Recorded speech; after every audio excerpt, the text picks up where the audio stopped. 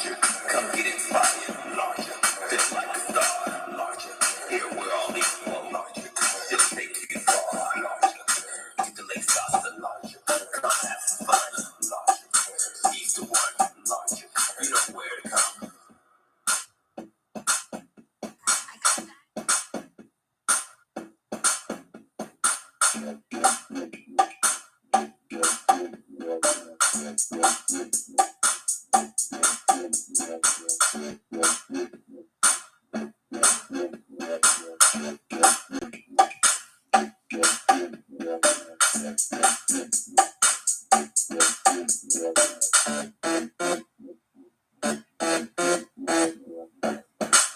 Hey everybody, thanks for coming through. Happy Saturday. Happy freaking Saturday, y'all. What day is it? It's Saturday. Yay, Reality Diamond, thanks for coming through. Linnell Siller, thanks for being here, sharing your time with me this morning. In the morning time. Let's see, can I get this to share? Is it already sharing? I don't know. Mercury just went retrograde, so you guys are going to have to bear with me. Mercury went retrograde today. And there. Awesome. Okay. So Mercury just went retrograde today, you guys. What Black Twitter calls it when Mercury gets its micro braids and the baby hairs? Botox and fillers. Oh, from who? Which I am not. See, I didn't ask it to play that. That's all Mercury retrograde. All this stuff is just opening. I turned my computer off. The computer came back on. I turned the TV off. The TV came back on. I turned the things off. They don't come on, and then they come on when they feel like it. I say, shut up. I press the mute, and then it starts talking. It's Mercury retrograde. Mercury got its micro braids, y'all. But this morning on LRGA Curves, we are here to talk about mean who? Mean who? Who mean? Who did that? Where they say that at? What they doing? What's going on? So we have two shows beefing. Are the shows having beef with each other? Are they? I kind of feel like this whole narrative of Mean Girls started with the very plotted liar, Phaedra Parks. I still feel like everything I say is allegedly for entertainment purposes and in my opinion here on LRGA Curves. So with all of that in mind, I do understand that the ladies take a lot of courage to share a version of their life, but don't come over here with lies and deceit, beautiful wigs and smirks, and then be mean behind the scenes. And then when you're called out for being mean, pretend like the best show on Bravo is full of mean girls. And it's not. It's just like, these girls over here on Married to Medicine, to me, they're regular people. And, but they're doctors. And I don't know that I feel like, you know, I am biased. I love Dr. Heavenly, and I feel like she's funny mean. It's not like malicious mean. So to me, there's a difference in your intent behind I'm doing air quotes. You guys can't see me. I'm behind the meanness that you do, right? So, let's look up what mean means. Let's start there. You know, I love etymology. Let's get to the root of what we're talking about. Mean. Mean. Intend to convey, indicate, or refer to a particular thing to signify, I don't know what you mean. To intend something to occur to be the case. I mean no harm.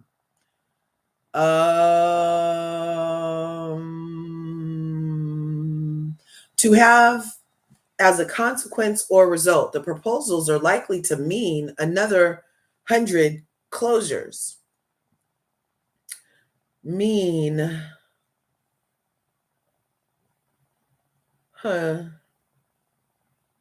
I mean, used to clarify. If you know what I mean to say, I mean well.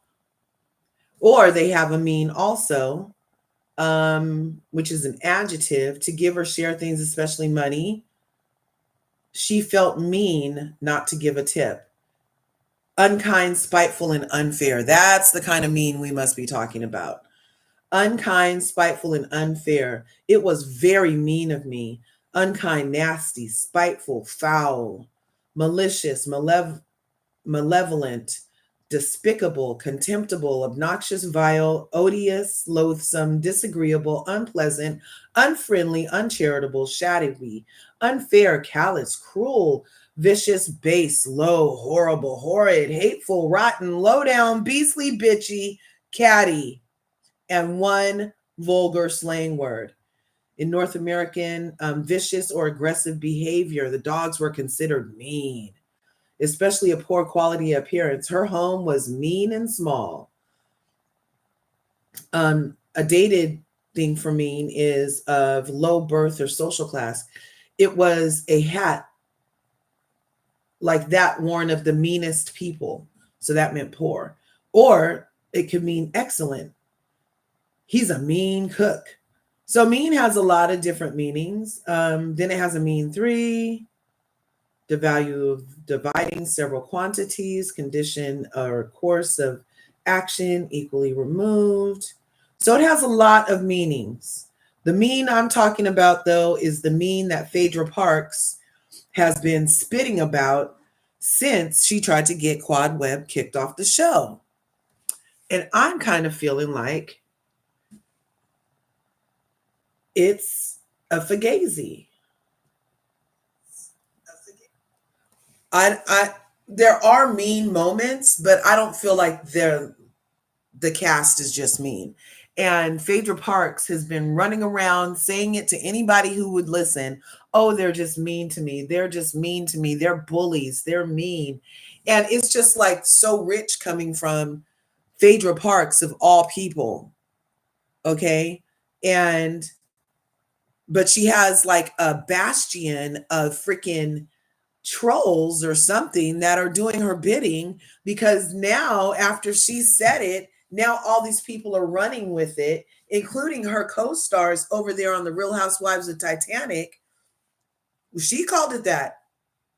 Phaedra Parks called it the Real Housewives of the Titanic, and she's saying she went back to a sinking ship to see if the buoyancy of her butt can help them float. I understand. I understand. But who's mean? Mean who? It's like, so the girls over on Real Housewives of Atlanta have been doing mean things to each other on purpose for 16 seasons now. This is their Sweet 16 season.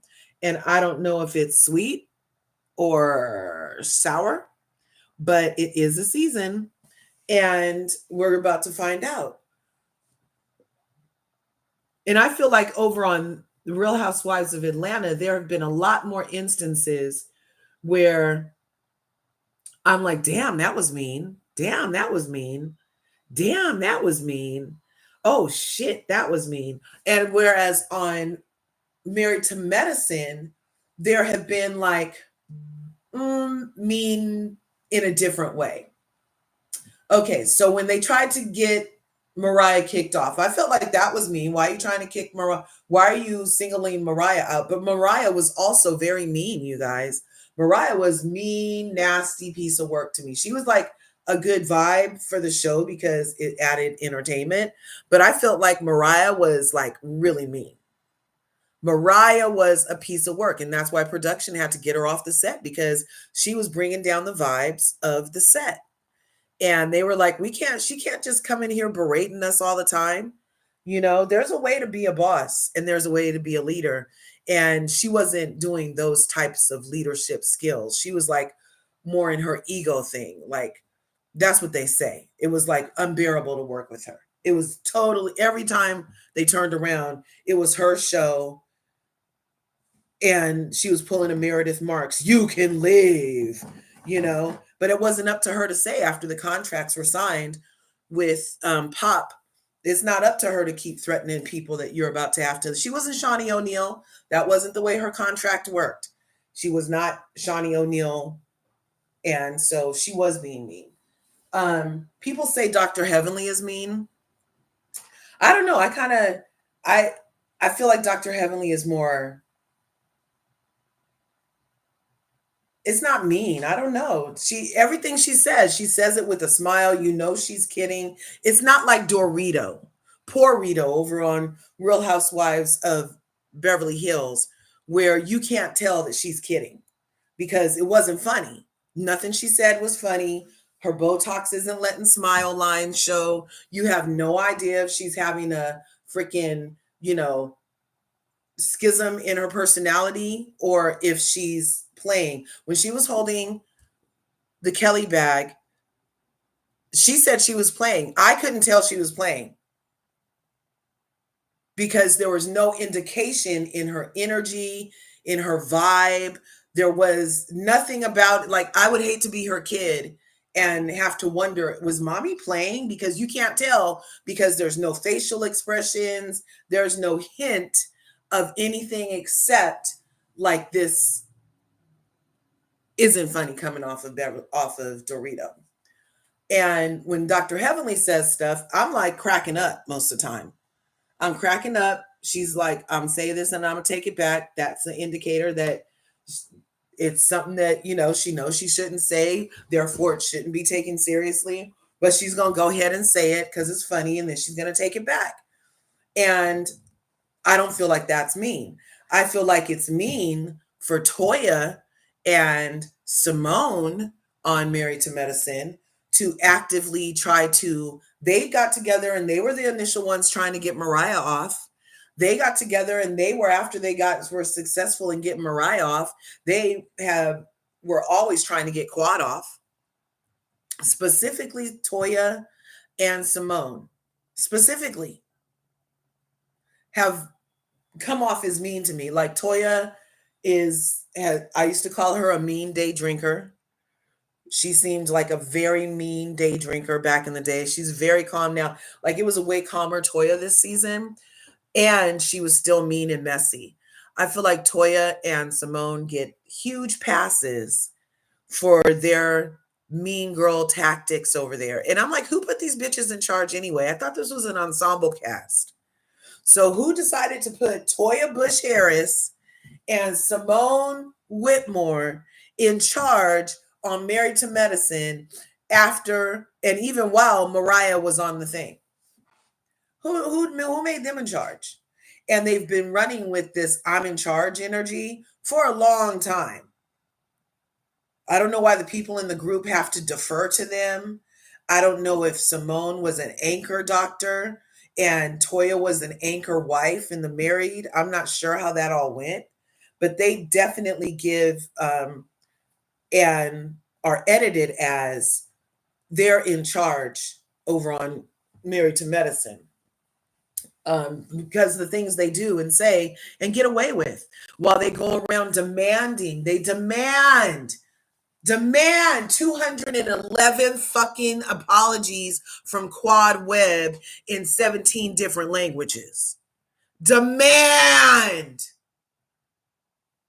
And then we could have the same person, Dr. Pancakes, Simone, demand an apology 211 times in 17 languages from Quad. And when Quad is like, I need an apology from you, she's like, I don't feel like apologizing. I'm not going to apologize. And same with Toya. When has Toya ever said she was sorry? When has Toya ever said she was sorry, even for throwing biscuits at her man during floor play? So those two, for some reason, and then it's obvious that Simone will do anything the producer says. She's the one that brought up the baby and the baby tragedy at Quad's house. And she has no problem continuously going after Quad. No problem at all. I told you guys last week, the energy that I'm getting from Toya towards Quad is that she wanted to sleep with Quad and Quad wouldn't let her. And now I'm starting to feel like that might be the energy from Simone too. I don't know if she wants to dip in the lady pond, but it's a whole lot of animus towards Quad when Quad doesn't owe you anything, Simone. You're a nasty piece of work who yells and you're not stable as a friend and you're unpredictable. You're a flip-flopper. I hate ruining pancakes. I call her Dr. Pancake because she flip-flops so much. I should just call her Dr. Spatula because she flip-flops so much. She come ready to flip-flop. Like freaking, she works at the Krabby Patty place with SpongeBob. Because you know SpongeBob loves his spatulas. He loves his spatulas. And so does Simone. She loved to flip-flop. She your friend today and not your friend tomorrow. She'll throw you under the bus tomorrow. So anyway, recently we had the premiere of Real Housewives of Titanic that leads into Married to Medicine. We know that Phaedra Parks was in no man's land. She couldn't film with Real Housewives of Atlanta till Candy was gone. And then she scurried herself over to the Titanic after bringing nothing to Married to Medicine. And now she has all the girls over at Married to Medicine talking about the doctors are mean. And it's just weird to me. It's so weird to me. Not to mention, there's an element of like black on black crime, black on black crime against excellence. You know, like, why are these melanated sisters infighting? Why are they being so crabs in a bucket? Why are they just let each other live? You know, they could, but Phaedra started it. Phaedra started it. Had Phaedra not been going around giving her little coy interviews, talking out the side of her neck, disrespecting the ladies over on Married to Medicine, who welcomed her with open arms, mind you. They welcomed a Viper Pit in with open arms, only for her to turn coat on them and now besmirch their good name. It was merely a stepping stone. She basically stepped on all of them to get to her next place. That's some crab in a bucket mentality. She could have left gracefully. She could have, if you don't have nothing nice to say, don't say nothing at all. But nope, she couldn't leave. Phaedra Parks could not leave the excellence of Married to Medicine alone. She needed to muck it up, dirty it up, label it some bullshit on her way out. And now here we are talking about it for like the second month in a row since she started calling them mean girls, ever since the Med Gala. Remember? The Med Gala was like episode 9. We're on episode 15. That's like 2 months ago, you guys. So for 2 months now, Married to Medicine girls have been getting labeled mean girls, bullies, all from a mean girl bully Phaedra. My mind is gobsmacked at how this is happening. Anyway. And why are they letting Phaedra lead? Why? I don't know. Why are they, what? Anyway, because you know what? Phaedra really needs to thank those ladies and then move on. All this sticking to the end, you were mean. When she was in on the plot, she was trying to catch up Dr. Heavenly. She was trying to catch up Apollo. Everything failed miserably because the 8th housewife had it on deck because Carlos King told Dr. Heavenly that if you're going to do that, you need to have it on film because Phaedra's the kind of person who will say that it never happened. It'll be your word against hers. Yeah. Dr. Heavenly told us all of that. That it was Carlos King who suggested she call Phaedra on camera on that FaceTime call and say, yeah, I was thinking about inviting Apollo. And what did Phaedra say, you guys? Are you going to be honest with me? Or are you going to be like the other people who say she said, oh, surprise me? That's not what that bitch said. That bitch led with looking a bitch in a most loving way, because those are those type of bitches. So I'm just calling her that kind of bitch. You know, it's just a word. It's just a word. And I don't even know her to be like that. I'm not on her level or nothing. This is just me talking as a viewer, throwing out words that they use for each other. So yeah, so Phaedra is too much with the shits. What do you guys think? Do you think it was fair for her to leave calling this place bullies and mean girls when she tried to get she tried to get Quad kicked off her own show? And then when that didn't work, she got mad at Heavenly for filming with Quad, who she tried to get kicked off the show. And then when that didn't work, she got mad at Dr. Jackie, who was also deciding to film with Quad, who she couldn't get kicked off the show. And then that's why she had to get into an alliance with Contessa and Sweet and Sour, was because nobody was fucking with them after they went and tried to get one of the core five kicked off the show. They were like, not today, Satan. We might talk shit about each other, but we're not letting the next bitch come up in here and try to get any of us kicked off of our 10-year, decade-long, strong, being on solid for a decade core five group. If she does that to Quad, what are they going to try to do to the rest of the core five? And that's why the core five banded together, and you felt that shift in energy where they were fucking with Phaedra, but not really.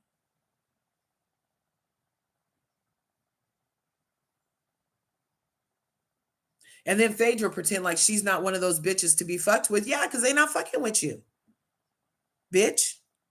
That's how it happens. You try to get a core five person kicked off of her decade-long job. Phaedra was trying to take money out of Quad's mouth. And when it got found out, they're mean girls and bullies. Phaedra was actively trying to take money out of a black woman's mouth. She was trying to replace Quad as the single vixen on Married to Medicine. They decided there could only be one. For some reason, I don't know what this fucking mentality is where black people think they want to be the only black person in some place. I'm not sure.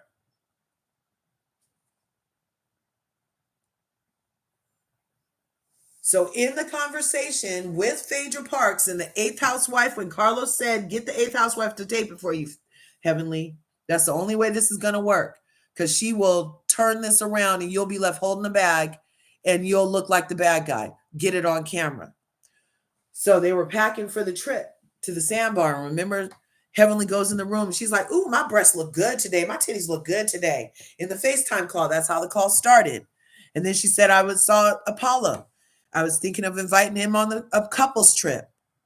And everybody just keeps jumping to, oh, she said, surprise me. No, what she said first was, oh, girl, I know everything he does. I'm going to look for it. Oh, girl, I know everything he does. I already know. He doesn't do nothing without me knowing.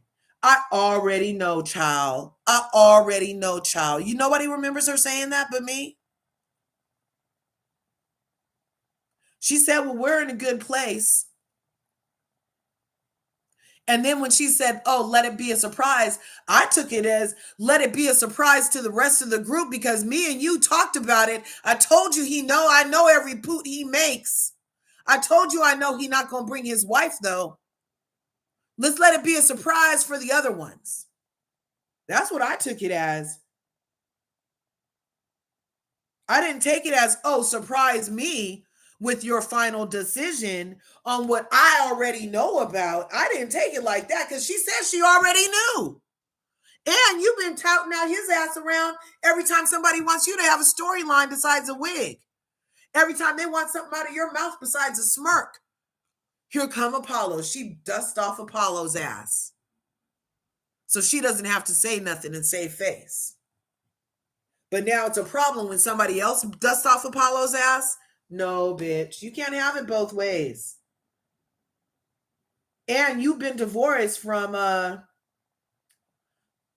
Apollo for what, 7 years? Even if that was his mistress, it's his wife. So you can't be like, oh, she's bringing the mistress over. That's his wife. That's his wife. Your kids are around the so-called mistress as their stepmom. That's his wife now. He wifed her.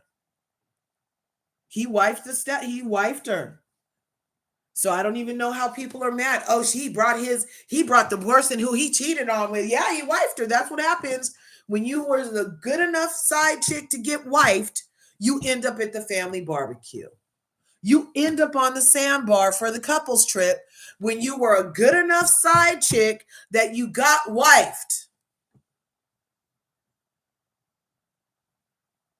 And you already know, anybody who is one of my Curvies over here, you know I don't support any side dish mentality, nothing like that. I support wives though. And she got wifed. Phaedra left that nigga high and dry. She said it, he said it, they said it. Everybody knows it. She left Apollo high and dry when he went back to jail.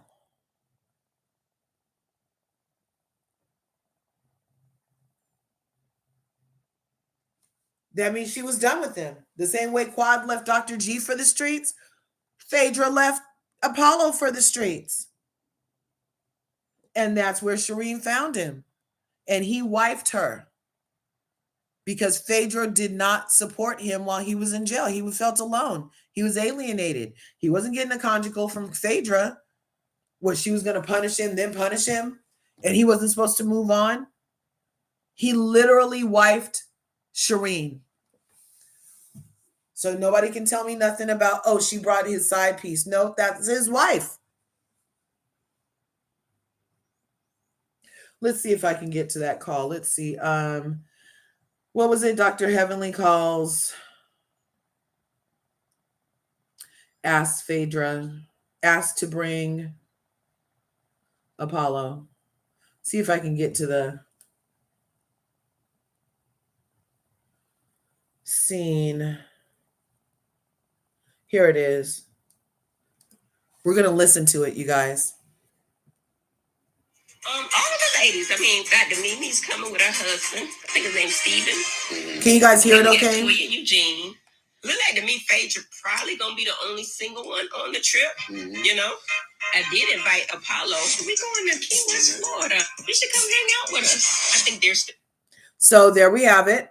Been divorced. So maybe you could teach us something to do and not to do. You know what I mean? I know Apollo very well. I interviewed him on my YouTube live. I wish her nothing but the best. I don't have any type of ill will. I mean, I have to respect the woman. She's the mother of my kids. It would be a great idea to show the couples, i.e. Quad and Greg, how it's supposed to be done when an ex can move on and have a very... So that was part of the buildup in the package. Positive relationship. And I think we're going to listen to it together because if I misheard something, I misheard something. Now, we do know that on Peacock, they show us a slightly different version of what people see on the regular show on Bravo. So let's see what happens. Can learn that they can fix a relationship and we can all coexist together. I'll have everything packed when I come back. Bye. My breasts look big. My breasts look big, don't they? They do. Yeah, they big, girl. What's up? How you doing? Listen, so I had an idea. Thinking about maybe inviting Apollo. Okay, so she said she was thinking about maybe inviting Apollo. Now listen to what she says next. What I heard her say on Peacock was, oh, girl, I already know. He don't do nothing with me. Oh, I already know that, child. Listen. And I did bring it up to him when we were at Damon's office. You know, we're in a great place. You know what I mean? So, no, I've never been divorced before. I was thinking that you might know some stuff that I don't know, and everybody can learn something in their relationship, what to do and what not to do. So it's going to be an educational kind of stuff. And, you know, I don't want to overstep, so I thought I'd ask you. I appreciate you calling. Mm-hmm. So he can come. You can tell him. A surprise to you?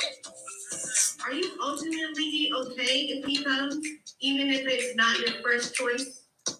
I don't know. I mean, just being honest. I'm just trying to have a nice trip. You know what I mean? And we gonna have a good trip. All right. Bye, beautiful. Bye-bye. Okay, so that's the chopped version. I got to find the Peacock version. I am going to show you guys the Peacock version. We're going to listen to it. The Peacock version. Here it is. Yes. So does anybody think that she should have just said, oh no, he can't come? Should that have been said? I love the sunshine. Okay. Should that have been said? Does anybody think that should have been said? I got to go all the way in my room and pull this up on the TV. What episode was this? Married to Medicine, January 26th. We're going to go in the room then, you guys. Oh, girl, I already know. I already know. Here, we're going to go on a field trip, you guys, to my bedroom so I can pull this up. And I'm going to get it queued up while we keep on talking about some more stuff. So the other stuff we can talk about is that because this whole mean girl narrative is going around, when people go on interviews, they get asked questions. And is it mean to answer a question? I don't know. Are the freaking Married to Medicine? Oh, he's in here. Are the Married to Medicine ladies not allowed to ask questions? Are the Let's see. Can I go over here real quick? Are they not allowed to answer questions? Because Dr. Heavenly answered the question about freaking Contessa, and everybody was mad at her. All she did was answer a question. Do you think that Contessa's abused? Now that was a big question. Okay, I'm in my room. I'm looking for Married to Medicine before husband comes back in here. Damn it. Where'd it go? You know, one thing I noticed on my freaking Peacock is one of the main shows I watch on Peacock is freaking Married to Medicine. And it's never in my stuff. And I was never on my continue watching. I always have to go. Oh, here it is. I always have to go back in and search for it. And same with Beyond the Gates. I've been watching Beyond the Gates a lot on Paramount Plus. And even though I watch it, it never comes up on my menu. Like I have to literally go do a search for Beyond, and then it never pops up until I really type in BEYO. And then I finally get it as a choice. I'm like, are they hiding this shit from me on or something? Okay, let's see. So it was episode. Here we go, you guys. We're over here. Was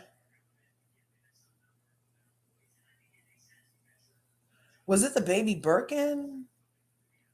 Was it the White House?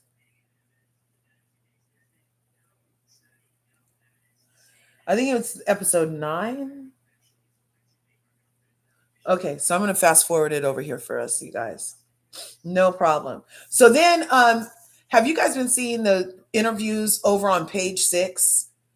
Page 6 has a reality thing here on YouTube all the time, and they interview a lot of Bravo celebrities and reality stars. And so they had Quad over there, and we talked about it before because Sweet and Sour had gone over there the night of her. Sweet and Sour had gone over there the night. I'm sorry, you guys. Oh, here we are. Okay, now I got to let the commercials play. So Sweet and Sour had gone over to the Page 6 place, and they just had her sit on a couch, and then she did a rap. Did you guys know Sweet and Sour wants to rap? That's why she had no problem recording Dr. G's love song to Quad, was because she fancies herself a musician too. She's a rapper, and she wrote a rap for Contessa, and she did it on the Page 6 interview, and it was interesting. And so they were asking Quad about stuff, and then they were asking Toya about stuff, and all the ladies do is answer questions, and now they're mean girls all over again. So they asked, and then they asked Simone the question too on Watch What Happens Live about the mean girl comment.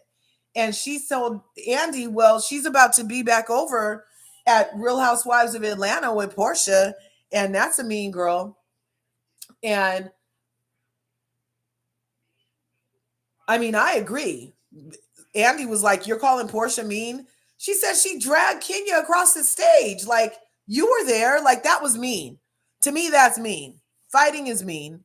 That's meaner than saying your mama.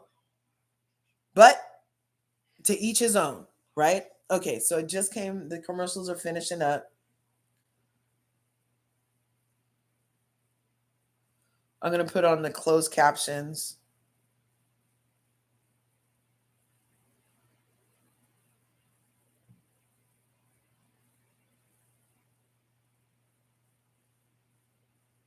Okay, now I'm going to turn it up.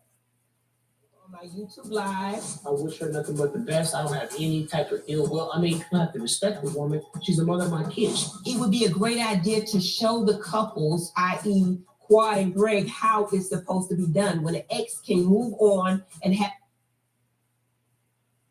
Listen, so I had an idea. Thinking about maybe inviting Apollo. And I did bring it up to him when we were at Damon's office. We're in a great place, you know what I mean? So, no, I've never been divorced before. I was thinking that you might know some stuff that I don't know, and everybody can learn something in their relationship, what to do and what not to do.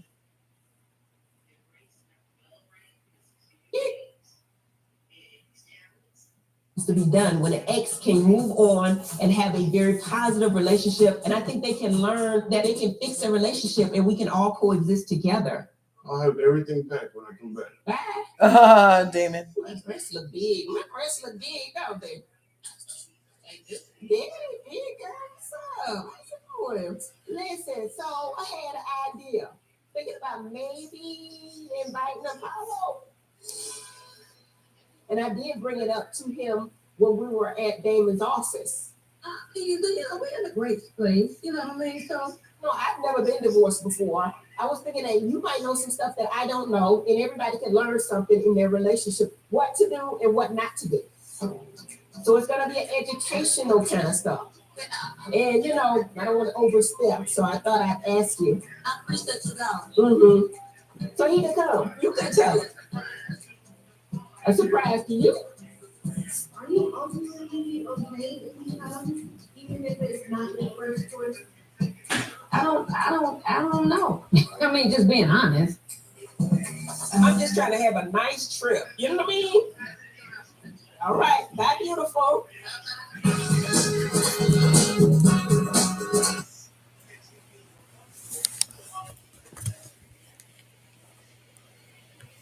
Let's see. Dr. G really inspired her with a whack rap. Did you hear it? I noticed that on Peacock too. I only watch Bravo shows on Peacock. Yep. No, it's a complete sentence. If she was smart, she would have said no. Exactly. Phaedra left Apollo high and dry for Mr. Chocolate. Exactly. Dr. Heavenly pressed her until she said, okay, okay. And I don't think that was pressing until she said, okay. I feel like she was just trying to get a, is this okay or is this not okay answer. It wasn't a, here, Dad, I'm out of your hair. Here you go. I just was coming in here to see about this quote.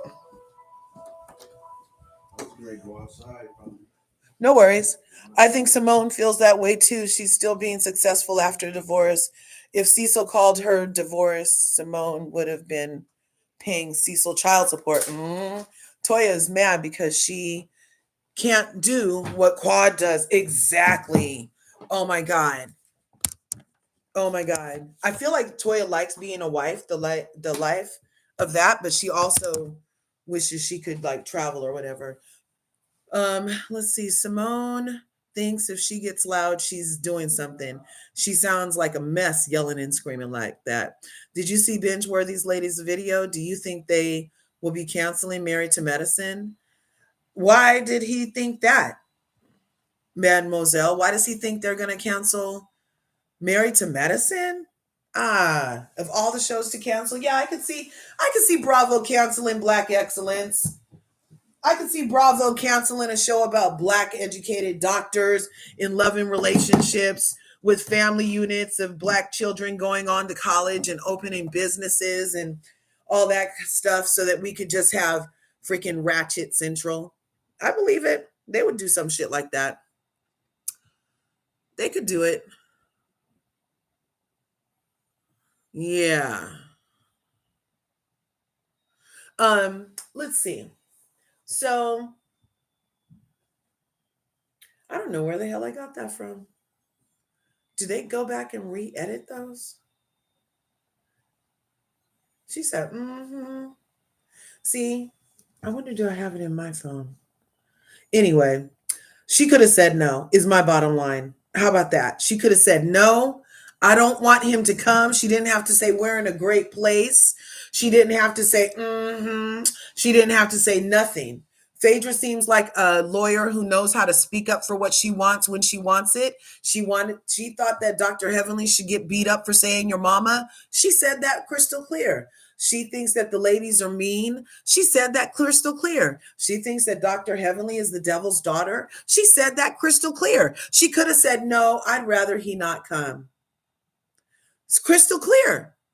But she wanted the vagueness to create this space for you're doing something to me.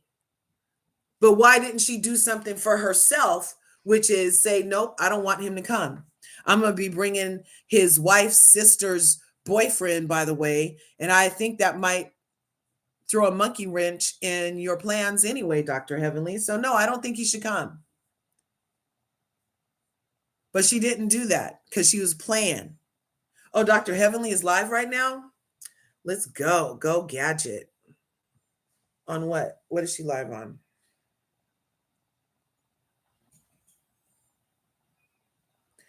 Dr. Heavenly be going live when I'm live. Oh, yeah. Let's watch it all together. Together. You know I don't mind. I'm going to close these other windows, though, because freaking... There she is. You know my real name is Leah. I feel like if you got great and sweet tea, they gonna have to have pork. That was my thought. I wasn't thinking about bringing her husband back.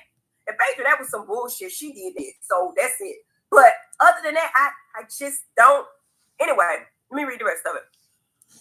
To get back close on track, here comes Simone whooping and hollering, dog and quad. When is enough enough? Just like you called for your name and left out. And left out quad. Wrong. Yeah, I'm sorry. Yeah. We're going to pray. We're going to pray about it. Let me see, and I'm on. You guys know I'm supposed to be over there doing a mod thing, so I'm going to be modding from my chat. And talking about different things. And we'll find some topics that you guys want to talk about. I love talking about politics. I don't know everything about politics, but I know whose side I'm on. Here, let me do it I like from to here. talk about current events, but I don't ever want to review Housewives of Atlanta because I'm sitting right here with them. Even though I'm not a socialite and I'm not out there in the world like they are, I'm a homebody, I'm married, and I'm a wife to my husband. Not saying nobody else isn't, but I'm just not. That's just not my life. But I don't want to review it because people over there mad at me. Like I say, I apologize to all of them. We do not want it with y'all. We don't. We love y'all and thank y'all for y'all the top dog. What it look like for us to be talking up to the top dog? We need y'all. We follow y'all. Why would we want to piss y'all off? We don't. We want y'all to promote us. That's what I'm saying. It don't make sense for us to go in on y'all. That's just like it's not intelligent for us. Yeah, it's not. You know what I'm saying? Now, Phaedra's a different. In my eyes, in my mind, she's still here for this season. In fact, to be talking her little bullshit too. But let it go. But my whole thing is, it's not intelligent for us to go in on them ladies. And I know that Toya was asked questions. That's what I was just saying. But we know how to do PR. I know how to set a bitch straight. I know how to read a bitch over here. And I know how to lay low on this shit over here because we don't want it over there. Okay? So leave us alone. You know what I'm saying? We're going to pray. Damn. Y'all got some more super chats. Let me see if I get all of them. My whole thing is I love you guys. I thank y'all for watching Married to Medicine. And I understand this is a television show. So a lot of things y'all don't see everything. Y'all cannot be all in y'all feelings about some shit that y'all don't know. Right. Y'all don't even know us. And we're going to be back good tomorrow. What's going on with Quad and Simone? Thank you, Ms. Hope. I think I already answered that. Thank you, Alicia, for the super chat. Last time I think they told me I got out of here without getting all the super chats. Let me get them all. Quad has been the punching bag for too long. Yes. Deontay. Okay. All right. Joni, we already got that. It's going too dark. And you know what? It's going to be my goal to bring it back from that. I know I played a part in it. I don't think that. I think I played a part. And it's going to be my goal to bring it back. We got to bring it back. Because to me, with reality TV, they do start a lot of switching out and moving around. I think that we all love each other in certain ways. Because we've been around each other 10, 11, 12, 13 years. We all got real feelings. So it's a little bit more difficult with us when somebody says something or to move on from the past because they still thinking about shit. Like to me, okay, I watched Toya do a video with somebody. I don't know who the hell it was, but she said some things I said about her. She said I called her bitch. Yes, I don't remember, but that just shows to show you that when you say something about somebody, it stings and it lasts for like. If I ever called Toya a prostitute, I'm sorry. I was joking. I haven't been joking. Clearly, she's not. And I did say Quad and them, Quad be over there holding it. I was joking. Come on now, y'all. You know what I'm saying? So, but I said it. And it's like the things over time pile up. All of us. You know what I'm saying? Toya said bad things too. I don't know if they highlighted Toya. No, they never highlighted. I mean, no, that was sweet tea. She said she didn't give a fuck about my mama dying when she died. Like all of us have said hurtful things. I think that maybe I'm a little bit different because I can get over it. But then I'm a Scorpio too. When I'm done, I'm done. So we're gonna pray through it. We're gonna get there. But I want to say we uplift each other. I want to say Drew's song, Kenyan song, not Kenyan, Shamia, and I think Porsha got a song too. Stream that shit, please stream it. Go Naked Hair, buy it. the pillowcases, buy it. What's it called? And I got all of Porsha's books. I don't think y'all know this, but I bought a whole bunch of Porsha's books. I don't think I got them up here. But I put them in stock and stuff is when she first wrote her book. I forget the name of the book, but I try to support the girls because I learned from Candy. Candy first supported me, and I would say it over and over again. She was the first person to come in my office. You know what I'm saying? Her and Todd. And then from there, all the rest of them came. And then I've had Grammy Award winners come in my office. Some of y'all know, some of y'all don't know that's been there.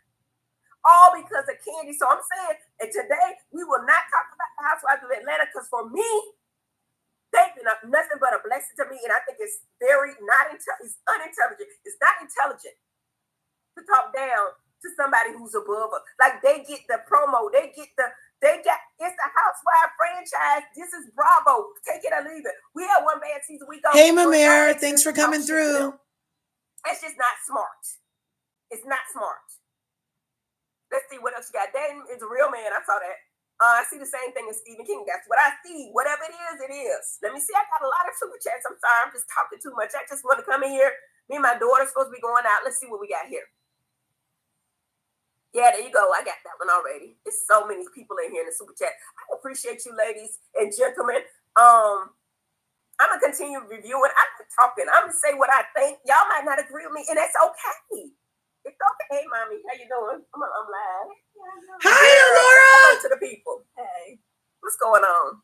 I'm ready to go. Have you worked my last nerve, but I love you to pieces. That's what I'm here for. Love me or hate me. I'm here to entertain. Please understand it's entertainment.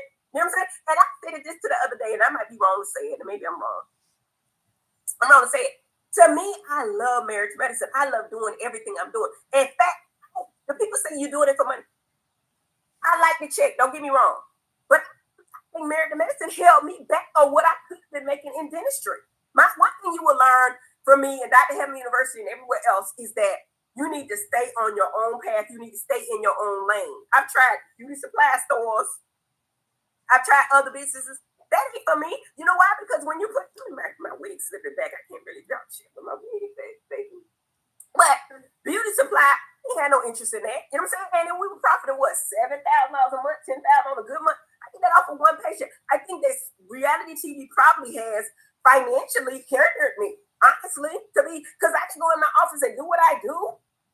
But I love the mix of it. I love doing that. Sometimes I work in my office 3 days a week from 9 to 2, sometimes more if I got surgeries and I get behind.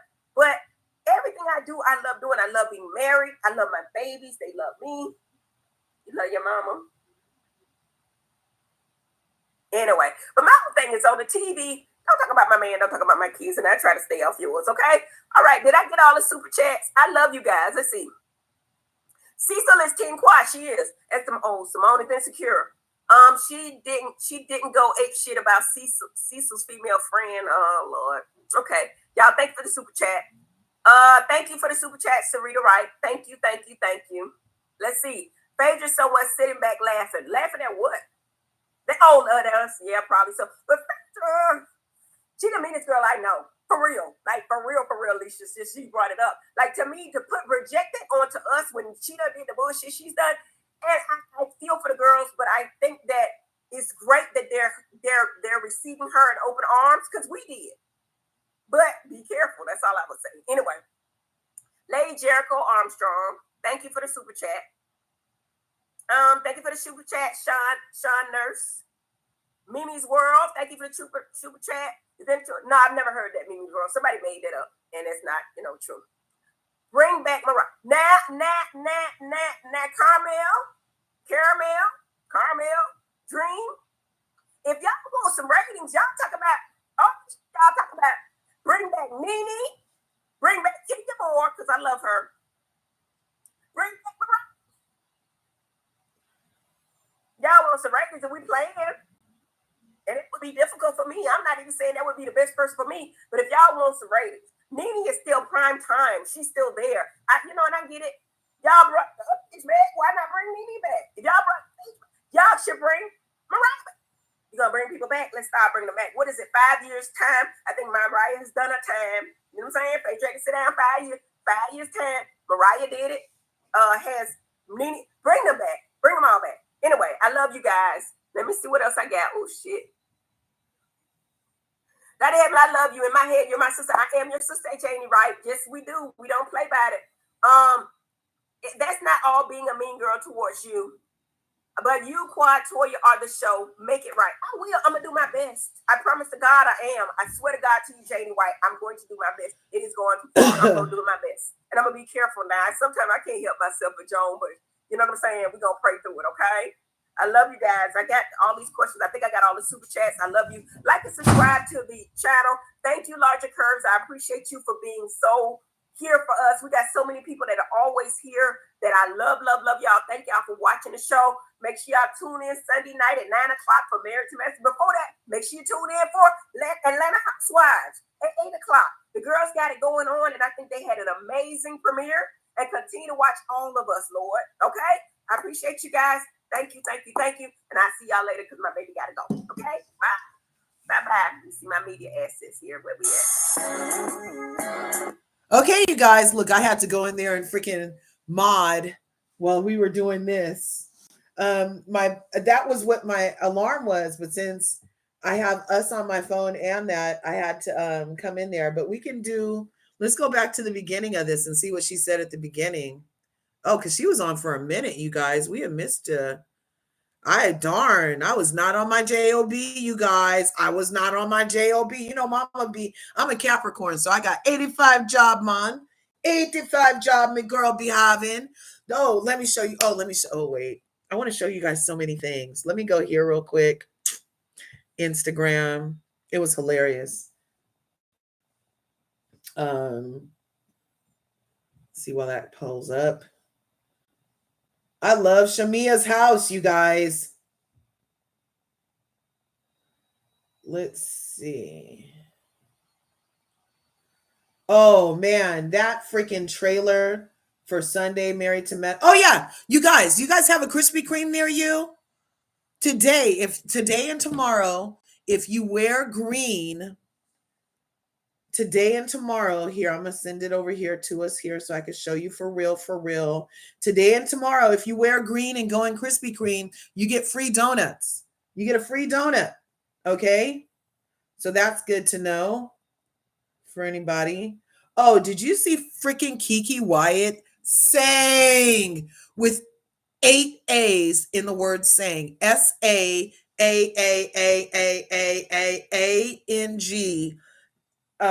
his eyes on the sparrow at freaking Angie Stone's thing. Oh, this is the one. Here, I'm going to send this to us. We're going to look at a couple things, then we'll go back and watch. Okay, that's paused. Good. So let's go here. I just sent us some messages.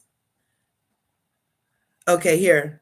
So first this, I don't know if you guys will be able to hear it. Sometimes we can't hear when I try to make the freaking Instagram play. Yes, happy Sabbath, Be More Shorty. Krispy Kreme is giving away 3 completely free. Just go to Krispy Kreme from March 15 to 17 wearing green and you'll get a free donut every day. Krispy Kreme is giving away 3 donuts for completely free. Just go to Krispy Kreme from March 15 to 17 wearing green and you'll get a free donut Krispy Kreme is giving away 3 donuts for from March 15 to 17 wearing green and you'll get a free donut every day. Krispy Kreme is giving away 3 donuts for completely free. Just go to Krispy Kreme from March 15 to 17 wearing green and you'll get a free donut every day. Krispy Kreme is giving away 3 donuts for So that's one thing. I don't know if you guys could hear it at first. So let me know if you can hear it. And then this is, look, I'm a Capricorn, you guys. And this is so me. You guys look for your sign. And if it's accurate for your sign, put a 1.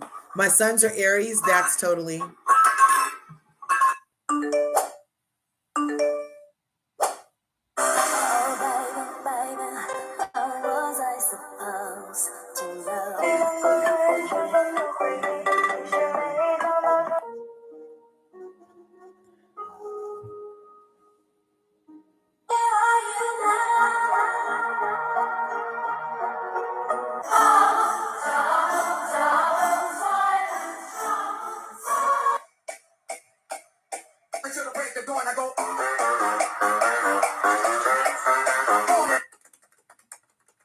That is so me.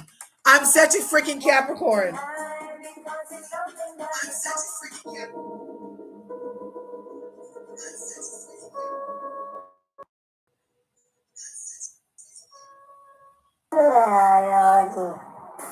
So I don't know if that resonated with anybody else, but I am such a freaking Capricorn. I swear, every morning I get up, I do my hour of power, and I immediately reach for my electronics, and then I'm in here doing some content, helping some people with their finances, helping my kids with their homeschool. Literally have my computer with me everywhere I go.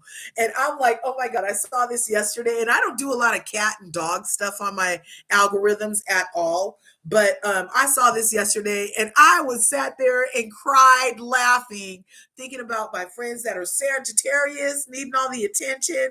Me as a Capricorn, my husband's a Scorpio. I'm positive he has a cauldron somewhere. My sister's an Aquarius and doesn't give a F. Okay. Pisces are so freaking laid back. I love it. My sons are Aries and they're always tagging each other. It was hilarious. And the Leo, yeah, just walking around being fashion. Hilarious. The Leo kitty walks around being fashion. Watch.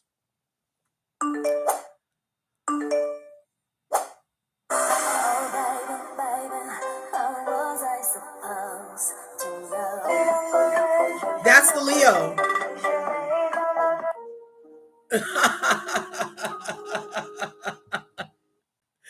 Oh man. And Krista Marie, thanks for coming through, beautiful. We were just looking at which cat are you, Krista? So far the cats are spot on for our personalities. I'm a Capricorn.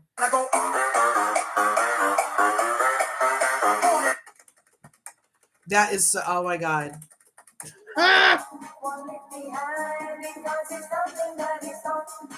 Scorpio, spot on, right? Hilarious.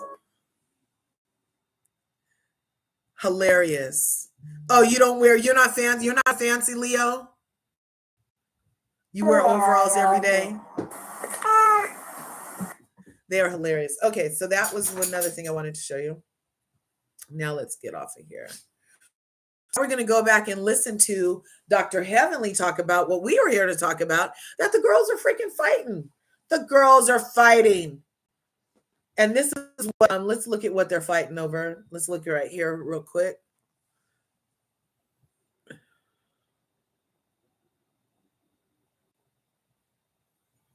Did you watch the premiere of Atlanta?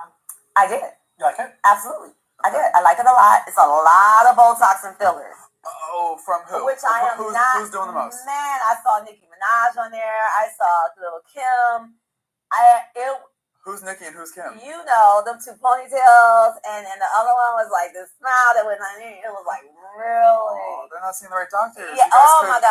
They're getting her medicine. I mean, Jackie's the only one that does that gives fillers and Botox and stuff like that. But and dissolvers, possibly. I don't know what. But that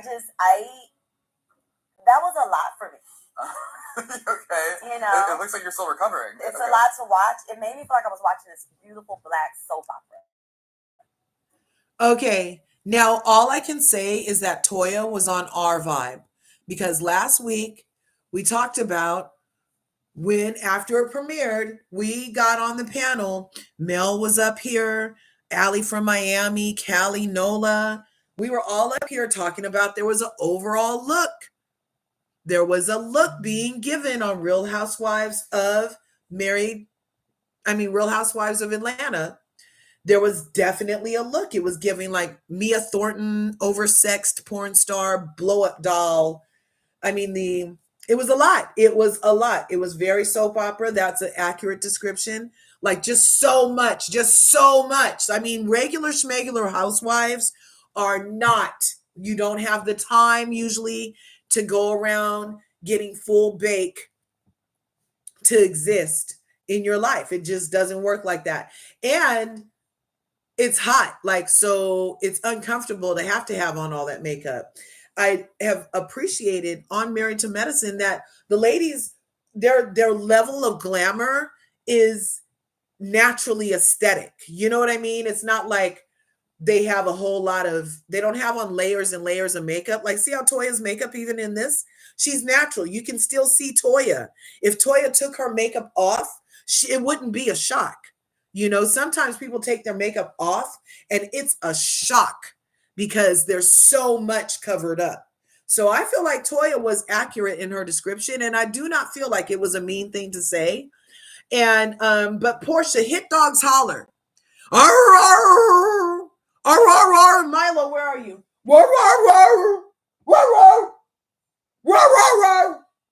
Hit dogs holler, you guys. So she was asked a question. She made her opinion known. Everybody's entitled to their observation. And that was all that was. I wasn't putting any extra energy behind it. However, of course, Porsha Williams needs to enter the chat because she needs some attention, you guys. So obviously she knows that she has fillers. She knows that she has some parts that are built out over there. And so hit dogs holler. So Porsha says, to be honest, the girls from Real Housewives of Atlanta have always been supported other Black shows on the network. For me, definitely Married to Medicine. And to see her as a Black woman talk about the features and pick apart Atlanta is really kind of sad. We may shade one another on our show, but we keep it in-house. We haven't been out here tearing down someone else's. Let's do better. Let's all win. Oh, they haven't? So you're not saying that the Titanic anchor, freaking Phaedra Parks, hasn't been tearing down Married to Medicine?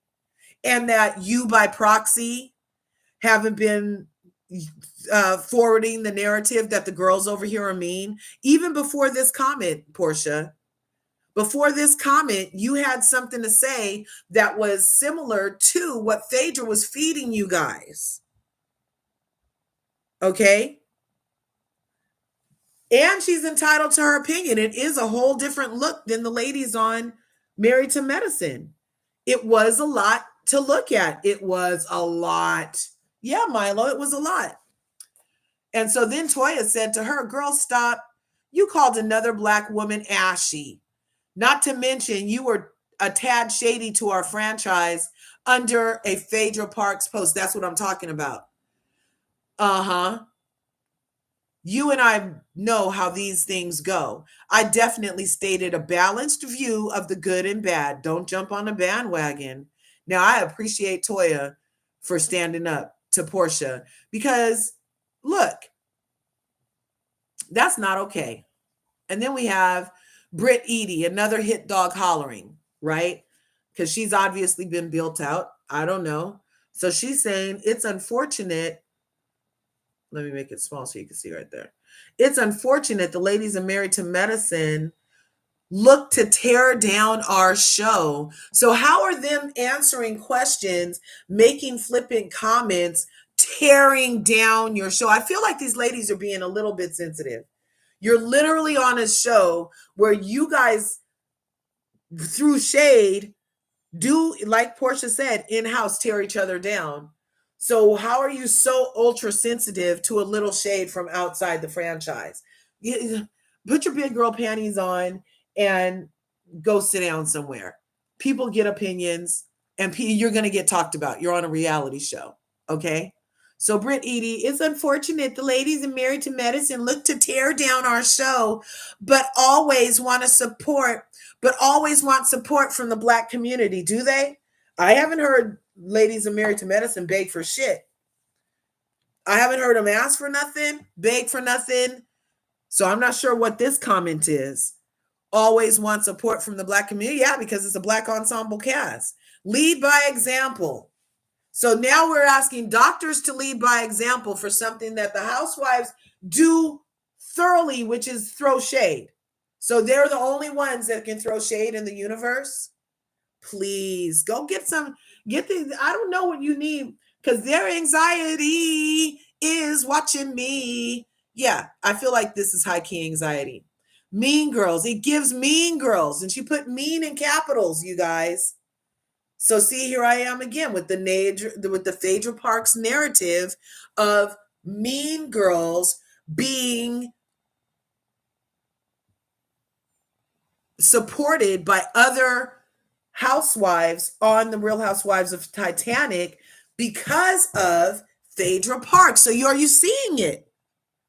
Oh man. Anyway, Mean Girls, or salty because Phaedra has gone off their show. That's another that's another freaking false narrative that, oh, the best show on Bravo is salty because Phaedra's gone. No, bitch. They're ding dong, the witch is dead that Phaedra's gone. Okay. They're literally having a parade in the streets of Oz that ding dong, the witch is dead. The wicked witch, the fraudulent witch, the not give nothing witch, Phaedra, is gone from Married to Medicine. Like, it's ding dong, the witch is dead time. Nobody's tripping, nobody's salty. The only thing they're salting is around the perimeter so the demons can't re-enter the franchise. That's the only salt happening on Married to Medicine, is a salt perimeter so that no negative energy can again come into Married to Medicine from an outside force. So they're salting that. That's the only salt. They're not salty, but they salted the perimeters. Okay. Just like you should do when somebody you don't like leaves your house and you don't want that energy in here no more. You put some salt outside your door. They're not coming back in here. They're not coming back in here. Okay. So it's just interesting that this is all part of a narrative. And then Toya had to correct herself because she was saying that Nicki Minaj and Little Kim, and she wasn't even trying to shade Little Kim or Nicki Minaj. She's just saying it's a look. It's totally a look, you guys. I am one of Nicki Minaj's biggest fans and have nothing but love for her and the beauty. It's not an insult to say these girls are trying to mimic her look with Botox and fillers. It's not. And it's not rude for us to notice what our eyes saw, that you look full of Botox and fillers. Yeah. So it does kind of feel like the girls want to fight. But you know who's at the foot of it? It's Phaedra freaking Parks. Started this with her. We thought it was going to be a godsend crossover, and all it's doing is devolving because of her freaking coming over here and leaving with this false narrative. So now let's go back and we're going to watch what Dr. Heavenly was talking about, which is a direct response to what we just looked at, because it does feel like the girls are fighting. And Dr. Heavenly doesn't want us fighting. I don't want him fighting either. I love Black excellence. Can't we all just get along? A little light shade, and then it's all kumbaya. Don't take it too personally. Don't get your panties in a bunch. You said some rude things. Everybody gets a chance on first. But let's take a listen at why Dr. Heavenly had to come live today, because the people are coming. A bit of makeup for y'all today. What's going on? I'm gonna give y'all a few seconds to get in because I feel like it's time for me to speak out. I need to speak out because I want to and I like to talk, right? If y'all don't like what I'm saying, or y'all, this is gonna be a little bit different from the normal Dr. Heavenly reviews. I just came in here to talk for a minute. And yeah, I just got my massage. It's Saturday. I be busy, y'all. I just got my massage. I did my steam shower. I spent the whole day with my baby girl, Alora. She be needing me, y'all. Each child needs something different. At Mamere just asked a thing. She says, is Nicki Minaj really married to a SFN, or is that Nathy filthy gossip? I believe it's true. He actually had a case that he was trying to get thrown out, and it was against a minor at that. Like the girl was underage when it happened. Yep. From you, okay? The boys need something different from me, and I'm there in each and every way I can be for my children. We played in makeup. We went to what is the Ulta store? We were playing in the makeup. You could see I want me a little stuff, and I feel like makeup ain't really hard to do. I mean, if I put on my eyelashes and I get my micro thing done with my eyebrows, it ain't really that hard to keep you some good hair. That's all. The $1,000 hair that's got 4 bundles and getting washed and conditioned. Anyway, long story short, I hope some of y'all are here. We got a few people here. And I'll tell you again, please like and subscribe to the channel because y'all never know when I'm going live. Usually it's Monday nights at 6:30. Monday nights at 6:30, I usually go live, and then it'll be 7 on Patreon. But guys, I just wanted to come in and talk about a lot of things that's going on. I woke up in the morning and looked like all shit broke loose. I mean, it looked like the girls are fighting. You know what I'm saying? The girls are fighting. I'm sure most of you that follow Married to Medicine, y'all seen our trailer for the reunion. And I just want to come in and talk to. Oh, wait a minute. Before I start, I want to say this, and I want y'all to hear me when I say this, because I'm being real serious. And a lot of times I'm joking, and I think that a lot of people don't get my humor because I do say some things that I probably shouldn't say, but I feel like y'all know that I'm playing. But I'm serious when I say this. How can I put this? I'm not the spokesperson for Married to Medicine. I'm not trying to be. I'm not. But I want to say this, guys, to the girls on Real Housewives of Atlanta. I want to apologize to them because we should not be speaking on them. We should not be. I want to apologize for Simone. I want to apologize because she said some things on Watch What Happens Live. I think that Toya said some things about the girls on Real Housewives of Atlanta, and I think they're retaliating or whatever. But I just want to apologize because we shouldn't be speaking on them. Porsha's right. We should be uplifting each other, and I want to thank them. Honestly, first and foremost, I want to say I'm proud of y'all. First, you know what I mean? I'm proud of you ladies. You know what I'm saying? This ain't what y'all usually get from Dr. Heavenly, but I mean it when I say it. I'm proud of you ladies. Y'all did the darn thing. Y'all had a great promo premiere episode. It was amazing. I want to congratulate Shamia. Shamia is so humble and beautiful, y'all. These ladies, all of them are beautiful. All of them are beautiful, humble. $9 million house. And I'm not going to say, it's the thing that I love about her $9 million house and her husband. And I think I've met Gerald before, but I'm saying he's a real stand-up guy, real nice guy. But I want to say that, and it ain't nothing wrong. I'm just saying he didn't get it balling. He didn't get it doing something scammy. He didn't do it he did it like a real businessman. Like, I love that. Like, he owns HVACs. He found a niche and it made millions from it. I don't know any of us that have $1 million house. So that has to be applauded. I think that is the dream of the ladies, to have a man that's a stand-up man that stand behind the BS, that takes care of his wife, loves his children. I mean, come on, Shamia, give it to him. I want to say all the ladies are beautiful. I just texted Drew. Got a fire song. I think Shamia got a song out there. Porsha got a song out there. Man, go out there, listen to it. What she's saying is we should all be supporting each other. I know this is my show. This is my show. I get these hoes together, right? But this is my show. I'm going to extend myself onto their show. Now, Phaedra on our show now, she's still on this because I can get in her ass if I want to. Let me come back. Let me go back to what I'm saying. I think we got this from Candy. Well, I got it from Candy. I can speak for myself. Candy has always promoted my businesses. I've said that over and over again, and I want to thank Candy for it. Kenya has promoted my business. She has. I mean, if you look on my page right now, I got it pinned up. She gave Porsha and her mother, Diane, have promoted my business. Shamia has promoted my business. Drew has promoted my business. I will never say anything bad about these girls. This is Married to Medicine. And we're going to stay over here, even though we know all the girls. I don't think I've had the privilege, of meeting any of the new girls. But from what I can see, they are all beautiful. They are all beautiful. And I'm going to say this and I'm going to take it back. We all have had Botox. I don't know what issue with Botox. I've had some up in here. And I don't give a damn. I don't care. I've had some in here. I might need some more right here. Shit, I'm going to get some if I need it. Right here, I've had fillers. I've had fillers right here. Okay, so I already knew that she gets the fillers and stuff. And so when Toya had said her interview, like she knows for sure, oh, Dr. Jackie's the only one that gets fillers on our cast.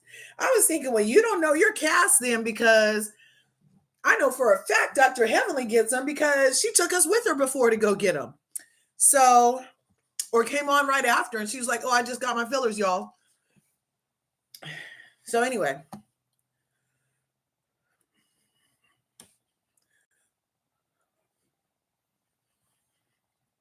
Mamere, oh my God, before this starts again, you're so right. This is why I love Dr. Heavenly too. She makes great TV and will always take accountability and apologize when she goes too far. And I feel like it's a sincere apology. For me, not for me. I don't know, about anybody. Hey, Kelsey. But I just wanted to say, hey, Miss Kiki. We apologize. I'm going to apologize to you ladies for Married to Medicine. We should not be speaking on y'all. We should not. Porsha, we love you. You're not a mean. We all have done some mean shit now. I'm going to just say that. We all have. But we love everybody. Married to Medicine, I'm going to speak for Jackie. I'm going to speak for Simone. Toya, I can't speak for Toya. Toya probably cursed me out. But we love y'all. We uplift y'all. And we should not be speaking on y'all. So I'm sorry. And I'm going to try to hold to that. But I'm going to say Phaedra's still on our show as of this episode. Now, the people also want me to speak on. They've been texting me, and I get the people what they want. Y'all can say what y'all want to. I try to get the people what they want. They want me to speak on what the hell broke loose at the reunion. And I try not to ever go past what you've already seen. And I think that one thing on the reunion y'all have noticed is that Simone and Quad is the talk of the town right now. It's the people are speaking on. And I said, and I will do my best to stay out of it. I understand that people ask me, what is it? What happened? What happened? What I think it is, and I'm saying that I'm just stating facts of what I know because I talk to Quad every day and I do talk to Simone from time to time. I just say Quad is hurting. I think we all hurting in one way or another. You know what I'm saying? I think we all are hurting in one way or another. Quad is hurting. Simone is hurting. I think that the difference between, and I'm not speaking bad, but the difference between Housewives and us is that we got history. And when things go out of whack, when you're playing on TV and you're doing different things and things are said, it hurts to the core because we love each other. Like we really, I ain't saying it, I'm saying we really are friends. We really are. Like Simone, Jackie, myself, Quad, and Toya are really friends. Now, I don't hang with Toya. I don't. I'm going to be honest. I don't. But I don't dislike Toya. And I heard Toya say some things about me, but that's neither here nor there. Sometimes Toya don't even bother me. Sometimes Toya don't even, let go. But, Simone and Quad, I'm going to say Jackie shit. Jackie might be next. Simone and Quad, I think in history, when we were back at the reunion, it was flashbacks from last year. And I try not to tell y'all don't already know. basically Simone, I ain't gonna say Porsha was right, but Simone was trying to get a moment. In my opinion, she was trying to get a moment, and she kept saying that Quad gave her ass to kiss. Now, is that a lie? No, it's not. She did. But we had already, but I guess we go back on some time too, but we had already talked about in Quad, and Simone got really loud about it. And I guess in her mind, Quad, and this is how the history bothers us, because we can't be happy-go-lucky. We can be happy-go-lucky with bitches we just met, because there ain't no history. But I think when after the cameras were in the back and we were watching the men, and we walked to the men, Simone said it again. You gave us your ass to kiss, and I think she used the word karma. The things that have happened to you has been karma. Now, everybody say, different things, and they different look at stuff from a different point of view. All I can tell you is what I've seen. I think that was a trigger for Quad. I'm not excusing it. I'm not saying it's right or wrong. I'm saying I think it was a trigger for Quad. Last year, and when we voted her. Now, y'all can say a lot of things, myself included. I did too, because I was pissed with Quad. I was for a good reason. Quad did give us her ass to kiss when she thought it was freaking frack and it was gonna be the new Phaedra and Quad. She stopped calling me, and I felt some kind of way about it. I did, and I've said that before. But then, and I say this again and again, this year deserved what we gave her last year. I'd say absolutely not, because I done did the work, practically some of the work. Not more than Phaedra now, bitch. Don't put me on that level. But I've done we've all done things we shouldn't have done on this show. And that's where the problem comes in, because we have history and, we should be able to move on. We try our best to move on, but we're all human. And Quad took it one way, Simone took it another, and it was an explosion. That's what I'm going to tell you. And y'all watch it, because when you see it, it's just a lot going on, and I'm gonna move on from that, because it hurts to my heart, because I love both these ladies. But it is what it is. Those are my facts. That's what I think. Secondly, I will say the men. I'm gonna say this because I'm not giving anything away from the show, but I think issues with the men are. I don't think Sweet Tea is the problem at all. I don't think Kirk King is the problem at all. I don't think that. I think that the problem is there's some hurting and healing that needs to be done between Greg and Quad, or they can't be around each other.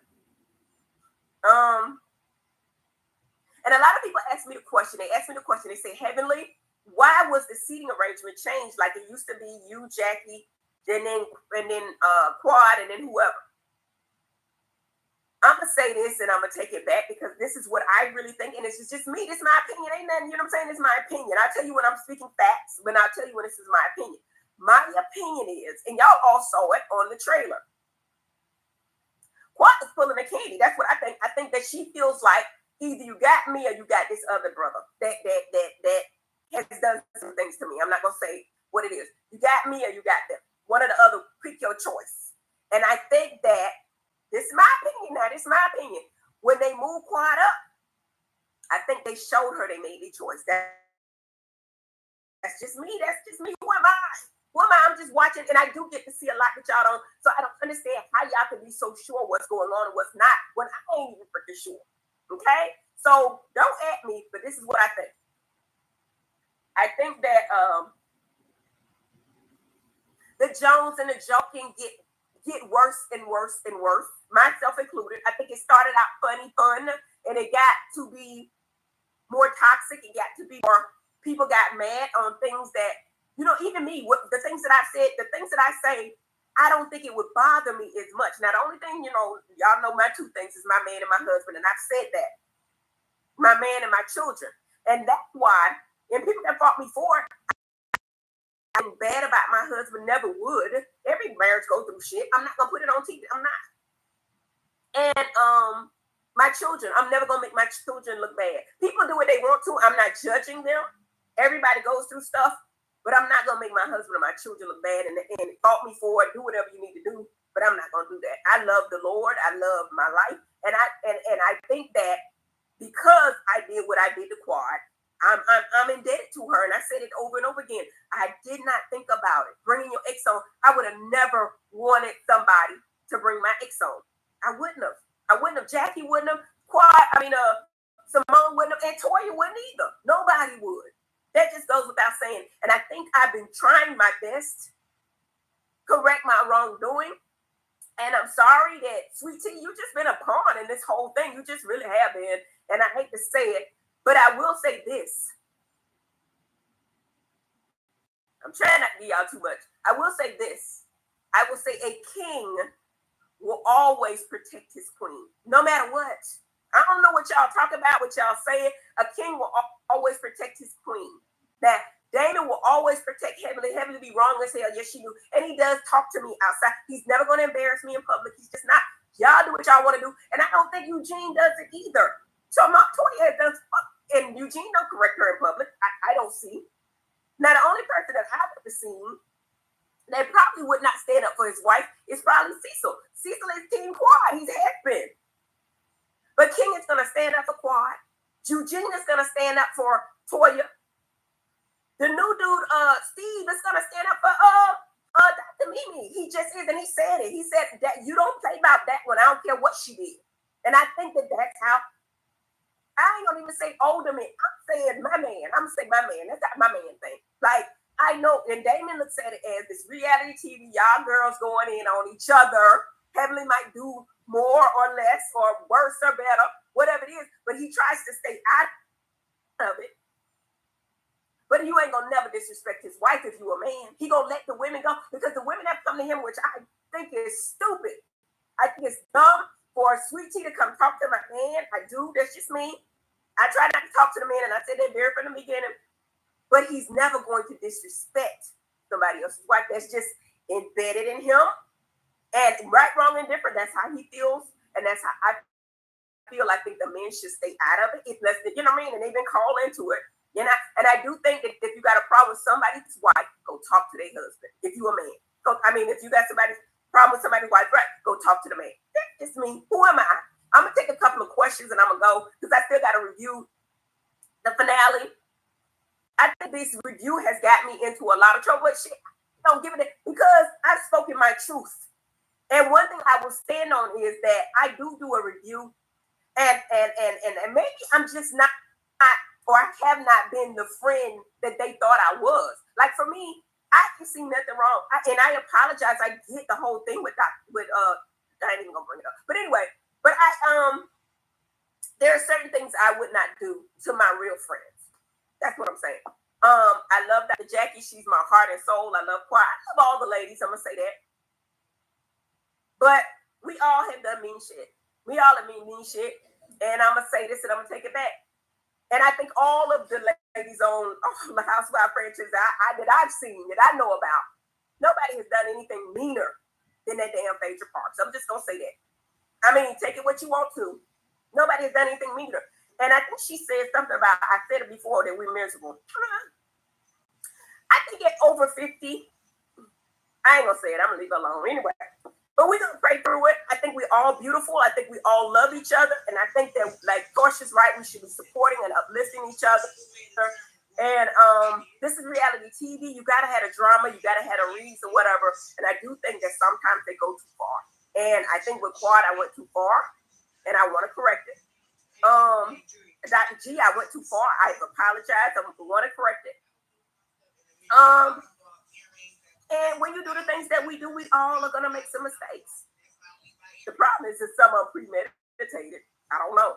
But anyway, let me take some questions right quick. If y'all got any for me. I love you guys. Over 50, you see through the BS. At the end of the day, my kids need me. Y'all don't understand. Alora needs me. She needs her mother. All this other shit is really secondary to me.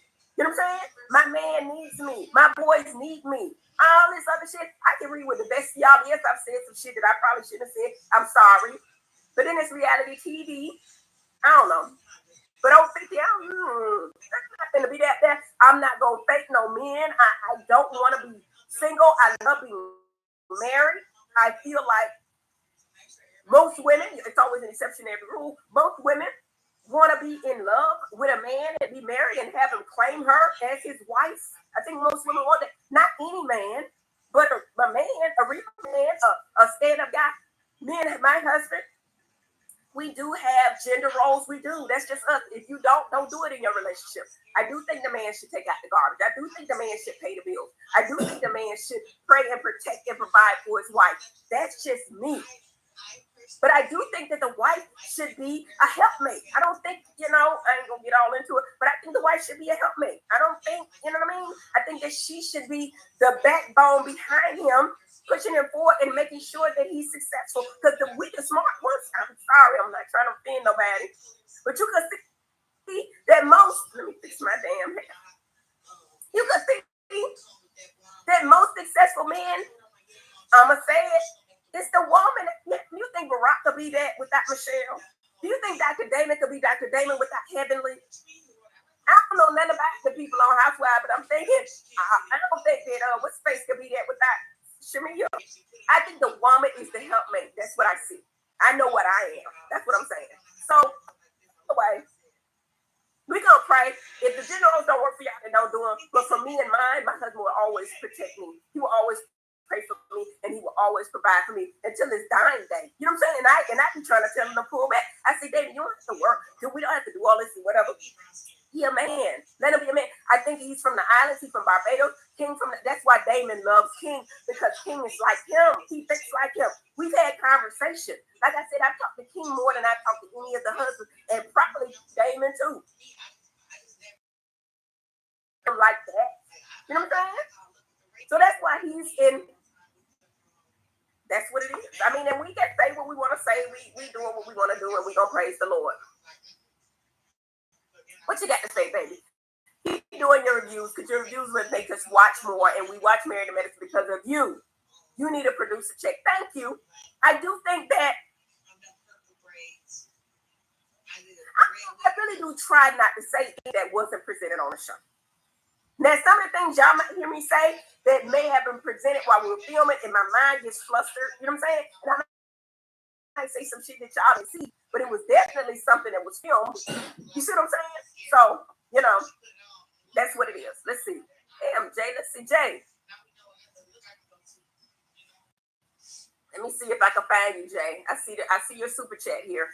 I got a lot of people in here, and I got a lot of. Let's see, is this you, Jay? Jay, what you want to say? Janie White, if you send me $50, I know it's probably something bad about me, but that's okay. I'm gonna read it too. We tired. G&T going too dark. I agree. Simone is low down and aggressive witch. I think Simone is hurting. I don't know where she's hurting at, but I think Simone is hurting. We're all hurting. Aggressive bitch, witch. You said witch, not bitch. Witch. As soon as we get back close, comes Simone whipping and hollering and dogging quad. I know Simone gonna be pissed that I say this, but I'm gonna say it. I think Porsha was right. I think she was looking for a moment. I really do. I do think that. I think that sometimes she's grasping for straws. And she was looking for a moment. And I think that's what the moment she was. And it hurt Quad to a core when that bitch said, when that young lady said, that doctor said, it's karma what happened to you. That hurt me. Like, I was like, God damn, Simone, really? Like, y'all can say I'm a messy bitch. I am. But I have levels to my mess. If y'all say, okay, I brought sweet tea. In my mind, I wasn't thinking like y'all thinking. I was thinking like, let's say Quad, because I feel like if you got great sweet tea, they don't have to have Quad. That was my thought. I wasn't thinking about, okay, bringing her husband back. And basically, that was some bullshit. She did that shit. So that's it. But other than that, I just don't. Anyway, let me read the rest of it. To get back close on track, here comes Simone whooping and hollering, dogging Quad. When is enough enough? Just like you called for your name and left out. And left out Quad. Wrong. Yeah, I'm sorry. Yeah. We're going to pray. We're going to pray about it. Let me see, and I'm on. Make sure y'all like and subscribe to the video, because I'm going to start doing more things. I really like being live and talking about different things. And I'm going to find some topics that you guys want to talk about. I love talking about politics. I don't know everything about politics, but I know whose side I'm on. I like to talk about current events, but I don't ever gonna do Housewives of Atlanta because I'm sitting right here with them, even though I'm not a socialite and I'm not out there in the world like they are. I'm a homebody, I'm married, and I'm a wife to my husband. Not saying nobody else isn't, but I'm just not, that's just not my life. But I don't want to review it because people are mad at me. Like I say, I apologize to all of them. We do not want it with y'all. We don't. We love y'all and thank y'all for y'all talk about what it look like for us to be talking up to the top dog. We need y'all. We follow y'all. Why would we want to piss y'all off? We don't. We want y'all to promote us. That's what I'm saying. It don't make.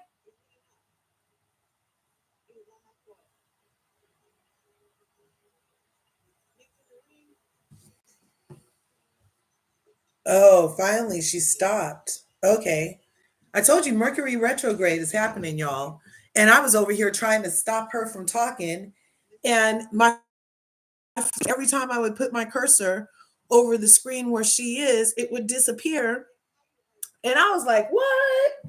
Mercury's retrograde. Nothing to see here, folks. Nothing to see here. But I agree with what she's talking about, not just because I love her, but she does make the most sense. She does give us an honest perspective. What do you guys think? Do you think Simone is just hurt?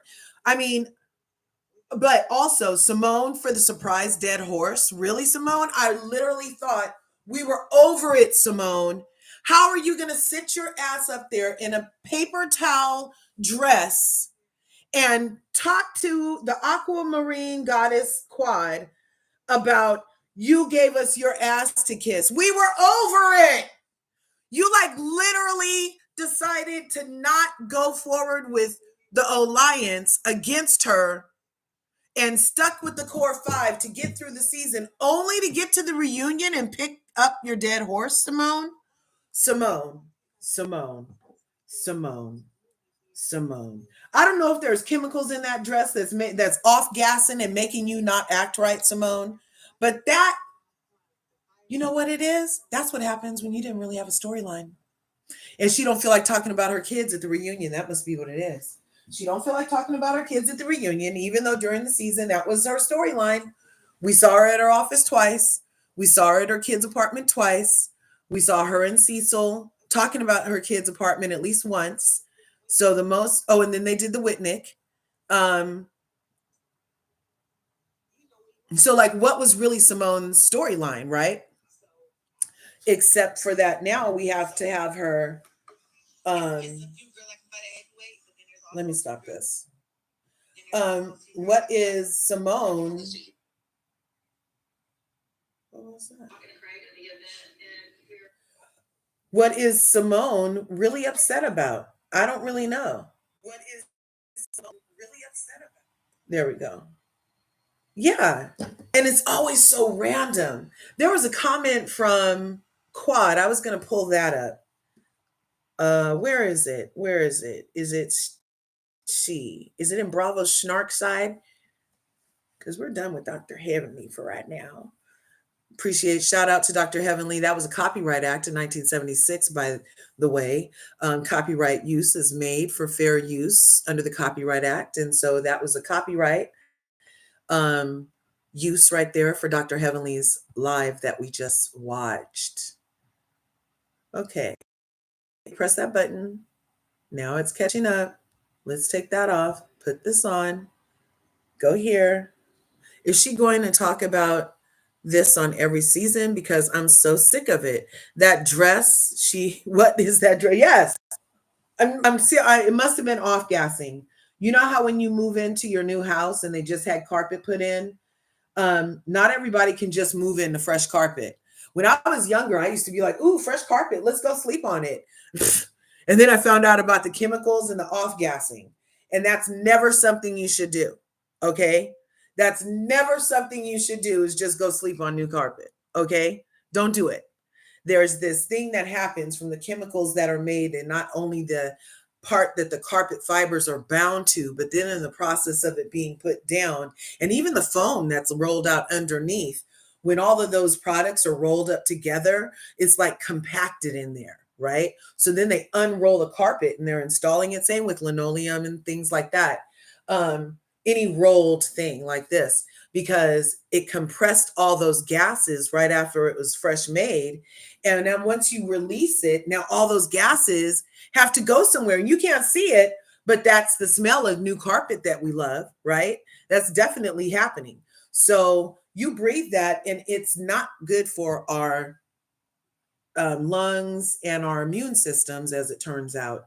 And people with super sensitive immune systems are, they can't move in for like sometimes 3 days into on new carpet.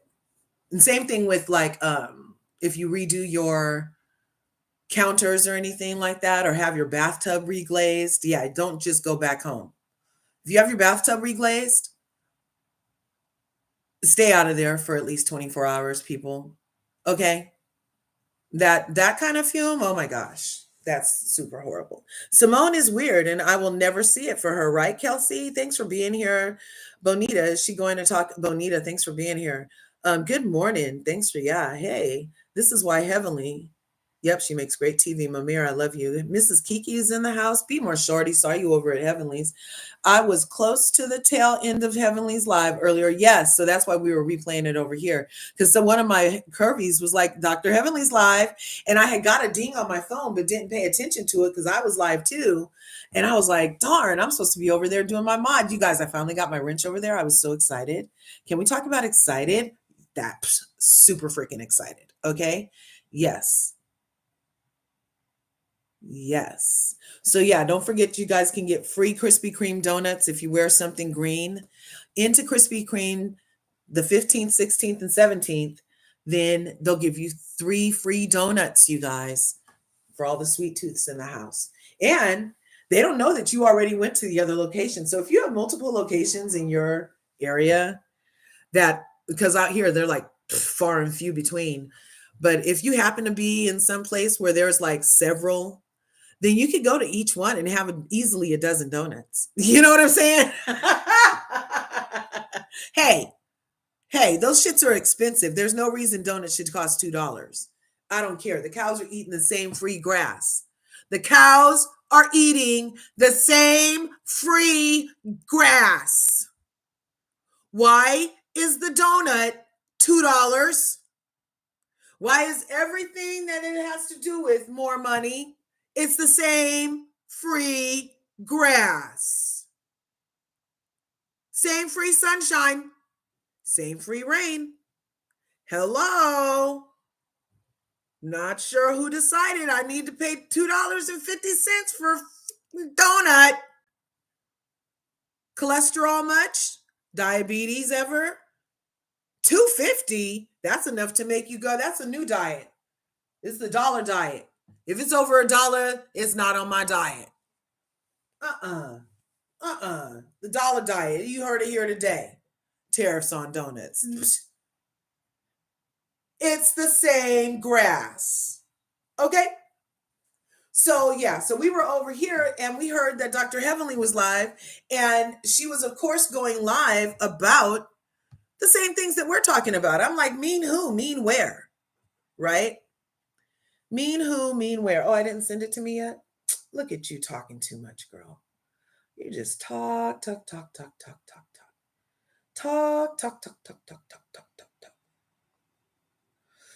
So I have my Cillian on top of the freaking fireplace, and I don't know if the heat made it crack or if one of my kids broke it and put it back.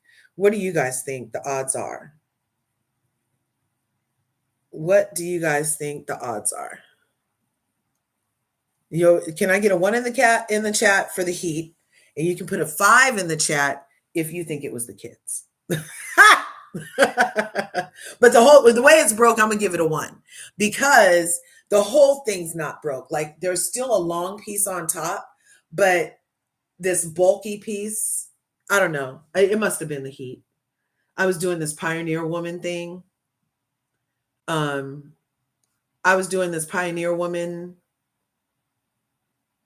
Where I was trying to make my dough rise faster. And so I put it over by the fireplace, and then I put a TV table on the other side and a towel on top of the pan and and it's a gas fireplace with flames, right? So then I turned on the fireplace, and because the house was cold, and you need to like do your bread needs to rise at a certain temperature. So I'm all getting pioneer woman. I made my own hearth, you guys. It was hilarious. It was hilarious. I don't know why I wrote that up, but this is what we were here for. I think Bravo Snark Size has it. And they should be, yeah, here. Is it this one? I don't know why Simone is picking on freaking Quad. So this is what I was going to bring up. Can we make this big? You're going to participate. So after the trailer aired that showed Simone whip out a dead horse from her paper tissue dress and talk about, you gave us your ass to kiss for years. Yeah, and we were way over it, Grandma. Are you having a senior moment, Simone? I'm not sure. I'm not sure what's going on. You dating the anesthesiologist on the side? Like, what's happening? I don't know. Those were jokes, you guys. Simone is all freaking professional. But so Quad, we see in that scene be like, what the F are you talking about? Like, get out of here with that. Literally, get out of here with that. And Simone ends up leaving the room. They back Simone's crazy ass out. They were all like, nope, we can smell that dead horse. Girl, you stinking up the joint. Oh, please, please, please get out of this room. So after 7 minutes after the freaking trailer dropped, Quad said, for years, I've wrecked my brain to see what's all the Simone beef about. And as viewers, haven't you felt the same way? I totally have felt the same way as a viewer. I'm like, what is it? And we've all gone over the timeline like was it this? Nope, she was tripping before that. Was it this? Nope, she was tripping before that. Was it this? Nope, she was tripping before that. So I'm to the point where for her and Toya, because every time I go back to a point of where I think it might be the beginning of the beef, the undercurrent of a constant disdain for Quad. We did a whole Quad show. Why do they hate Quad over here? I finally just came up with it's sexual tension. Sexual tension. Or it's the phenomenon where you look around the room and you look for the closest Black person. And then if you're Black, then you look around for the darkest Black person. So, and I don't even want to start with color and shit, but it could be subconsciously, not even in the front of their brain, because they don't even really have a reason for why do they hate Quad. Why are you always trying to make her feel and then unfeel, right? And then feel a different way. So she cried that you guys finally were like, we choose you. And a week later, you're like, well, can't you just forgive her and move on? When Quad has constantly been ostracized, constantly been ridiculed, never forgiven, never being able to move on, with these same women begging her to move on for this noob to the group. So I can understand why Quad is like, no, I'm not, nope, choose. You guys need to choose. It's a decade or it's 2 years. And when you choose the 2 years, it's just further going to prove that the disdain that you've had for Quad has nothing to do with what we see, has nothing to do with what we think. And there's something inside Simone, inside Toya. They have been tag teaming Quad since season 1. There's something in them that they feel like they're over Quad. They feel like she's beneath them. They feel like they have a right to treat quad less than for whatever reason, and have been doing so since season 1.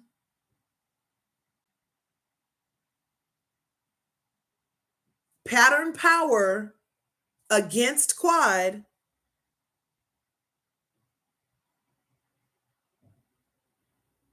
It's so weird.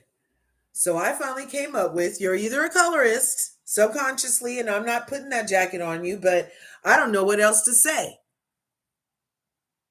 I don't know what else to say. Now, in this picture, it doesn't look like Quad is darker than Simone, but in real life, Quad is darker than Simone. We already know. We know she is. And definitely Quad is darker than Toya, you know? So that could be a school days thing. It could be. For some reason, they feel over Quad. And then that makes them over Quad. You see what I'm saying? So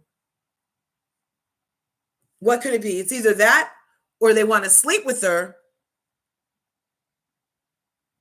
and she rejected them, or they actually did something and she has that over them. So I'm going to constantly keep my thumb on you so you never have a chance to say it. And then if you say it, nobody's going to believe you. I can call you off crazy. I can play you off crazy or whatever, because our dynamic has been that I always have you under my thumb. I don't know.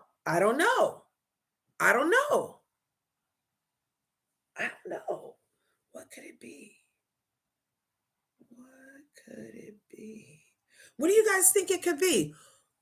Have you noticed that Quad and Toya and Simone, this throuple, if you will, within the core 5, has never been checking for Quad?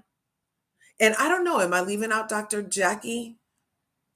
Because when her and Simone were totally with each other, like before Dr. Heavenly came, I can't say that I don't know. I'll have to go rewatch. I might have to rewatch the whole shits now that it's about to be off. I might have to rewatch little bits and pieces from each season on the way to the 3-part reunion so I can try to understand why the F would Simone bring up that you gave us your ass to kiss. Let's finish reading this. I wasn't even finished. So the only thing, this is what Quad is saying. She's saying the only thing she can come up with is on Sister Circle. Remember the Sister Circle season when she had got to do the talk show and she even had guests on the talk show, but it wasn't all the ladies of Married to Medicine. And then when she was thanking people, remember, didn't Simone leave that event? Didn't Simone leave because she didn't get thanked soon enough? Isn't that what happened? Didn't somebody walk out of Quad's event? Somebody refresh my memory. Okay, am I remembering crazy again? Didn't Quad have that event where she was like thanking everybody and she was like, and I want to thank my sisters, the Sister Circle, and the people left? Was it all the group of girls left from her event, or was it just a few that didn't wait and she was right about to say them, but they had already left because they weren't first? Remember that? I'm gonna have to go find that. Okay. Let's see these comments. You have tariffs on donuts. Good afternoon, Creole. Thanks for coming through. New York. Yes. Grand Rising. Yes. Love Amere. Grandma in French. Yes. Creole language. Right on. The more you bake bread, the better it rises.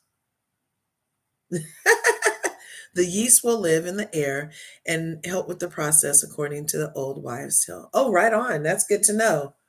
The more you bake bread, the better it rises. Well, you know what? Okay, Mamir, on that. So my family was over last weekend. And so I did that several times in my area that I was just describing, that I created to make bread rise faster in my house, right? So we have like the kitchen with the family room all in one area. And then there's a little fireplace over there. But for some reason, like it stays cold in there. Even though there's a heater vent in there, if we turn the heater on, then the heater only does the living room. This is TMI, but this is part of it. So last weekend, I did like maybe 4 batches. I did maybe 4 batches of bread last week, like over the course of the week, between like Monday and Sunday of last week. And you're right, the next batch did rise better. And then by the 3rd batch, I was like, well, this is the thing to do. And then by the 4th batch, I was like, see, Mom, this is what I was talking about. And then the whole week went by and I didn't do it. And then this week, this first batch broke so fast. Oh my gosh. I was expecting it to not break, which means start to double in size. That's what I call it. I expected it to not do that until at least 1 o'clock. It started doing it at like 11:35. I was like, what? I was able to bake it a whole half hour sooner because, yes, it sped it up. That is so crazy. The more you bake bread, the better it rises. The yeast will live in the air. No way. That is so crazy. Thank you for that. Dr. Simone is can carried dead bones. Yep. For life. Yep. She does.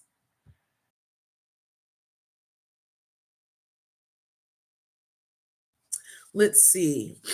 My dad is from Franconian family, Francophone, or in French Canadian, ma mère is a double meaning, sweet granny, or old hag. Oh my gosh, that is too much.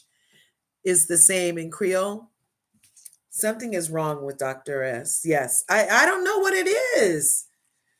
It's just like, and if they did a montage of the times at a reunion where it's Dr. Simone specifically who throws the monkey wrench in what is the beauty of resolution on Married to Medicine, I bet it would be a nice little montage. I bet it might be out of 11, it might be 8.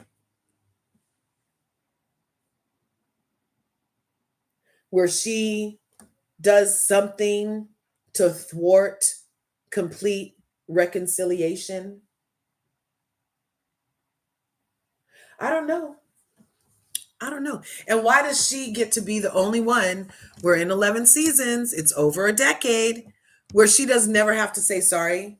She can yell till veins come out of your head because she's yelling so loud in the room you're in addition to the veins in her neck and head. Okay? Have all the vitriol, have all of everything, all that negative energy, and never apologize, never be held accountable, and immediately be able to focus her ire on somebody else for some lesser offense. It's very interesting. Very interesting. Okay. So let's get back to what Quad said to and about Simone. For years, I've wrecked my brain to see what's all the Simone beef about. The only thing I can come up with is Sister Circle. Listen, I shared my Sister Circle platform with those I was friends with during that time. Jackie, Heavenly, and Contessa. It's that simple. I don't owe anybody anything. I don't cry mad when they don't involve me in their other ventures. I wish them all well and mind my business, period. Okay? And that's a rational answer and response to the crazy that you had to have experienced with freaking Dr. Simone at the reunion. That was so out of left field for her to start with you again. so out of left field.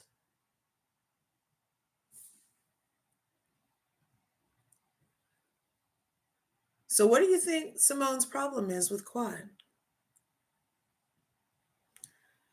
Grand Duchess, must respected by the family. Right on. Mamere is a Grand Duchess, much respected by the family. Mamere. Oh, I like that a lot. That is nice. Some Creole history in here. Remember the Creole chef? Back in the day, Dr. Simone is a deceptive con battling the Transformers. A Decepticon, yes. Transformers, more than meets the eye. Transformers, robots in disguise. She's a bot. Mademoiselle says, it's true. They have been going after Quad and using the same argument over and over that Quad doesn't spend time with them. And that's after they tried to excommunicado her ass like she was John Wick because she was single, because she left an abuser, that they knew he was abusing her, treating her like that, and that they were like, well, you're not married to him anymore, so you can't be around us. And then being like, why aren't you here? Why didn't you come around us? Because you kept telling me you don't even want me on a couples trip, bitch. I'm supposed to come to your house for freaking mocktails and Moscow mules. I was really supposed to come to your house for a lemon drop when you spent the season that we're on, trying to get me kicked off of the show. You didn't want to film with me. I wasn't married. What?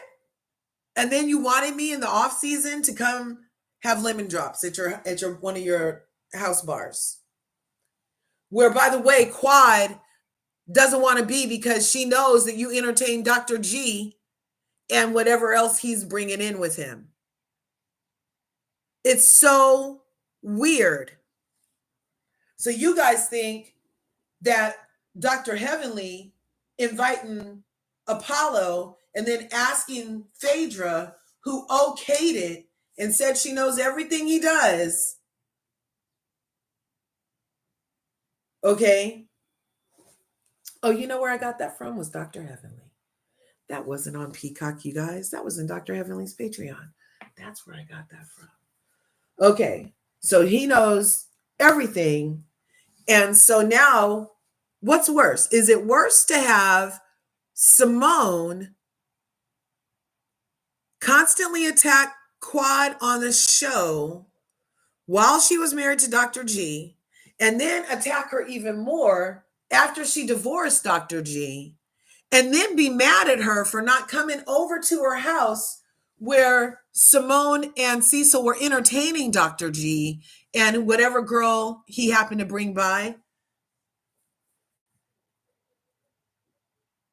And now get on here and do her megahorn yell thing about you gave us your ass to kiss. Like it's valid. This is Delulu. Her and Sweet Tea should be best friends. If Sweet Tea comes back next season, they can both be Delulu together because this is Delulu. You heard what I just said. That was what happened. She attacked her while she was married to Dr. G, attacked her even more when she divorced Dr. G, then got mad that she didn't want to be around her off season. And now that remains her argument, is that she gave them her ass to kiss off season. Could it be because you spend the season attacking her? Could it be? Should it be? Would it be? And it sounds like, based off of your guys' previous relationship, that there was a time that she used to make herself available for your nonsense. And she must have just got tired of coming over to boredom.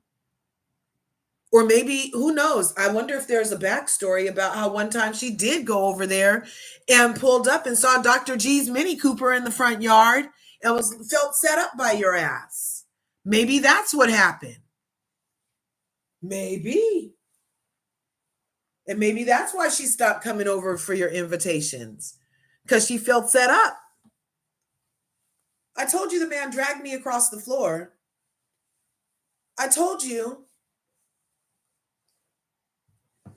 that I was abused by this man. And you berate me all season and then demand my presence at your house. So to acquiesce so we could have a good season, I come by because you invite me. And then what if she saw the Mini Cooper outside? Anyway, I'm with Quad on this. I don't know what the mess is wrong with Dr. Simone, Dr. Spatula.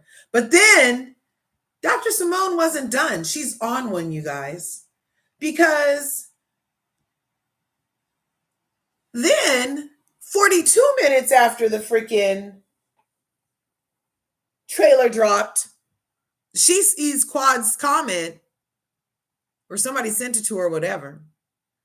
And she says, "Leave me alone unless you want it with me."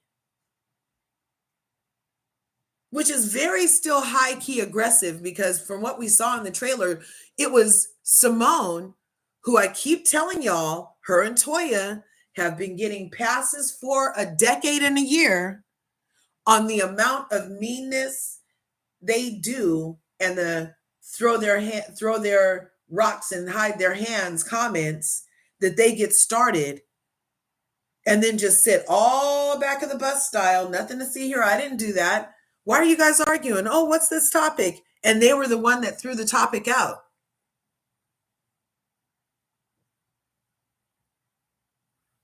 They're never held feet to the fire. Never. And this is on the show stuff. Like, people want Jackie to be held for stuff off the show. People want Heavenly held accountable for stuff that they see on the show and off the show. But these two, Simone and Toya, particularly, if you tell us, correct me in the chat, when have they ever been held accountable the way they hold Quad accountable? That's the qualifier. When have they ever been held accountable the way they hold Quad accountable? Put it in the chat. When has Toya Bush Harris ever been held accountable to the group, had to apologize 211 times in 17 different languages for something within this group? When has Dr. Simone Whitmore ever had to be held accountable in this group and apologize in 211 times in 18 languages? When has it ever been demanded of them? When have they not been able to move on until the dead horse was beat to the smithereens over their obvious mistakes? When? And missteps. When? Put it in the chat. When has it ever happened? I'll wait. Here's some listening music.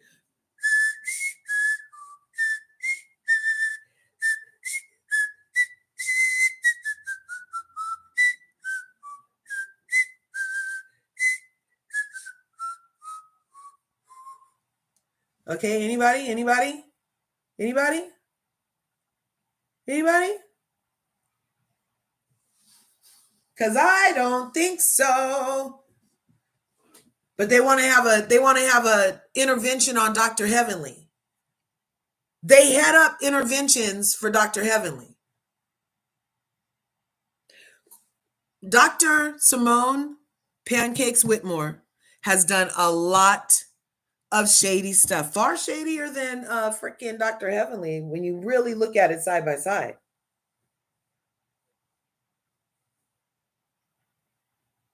Okay, Toya Bush Harris, equally.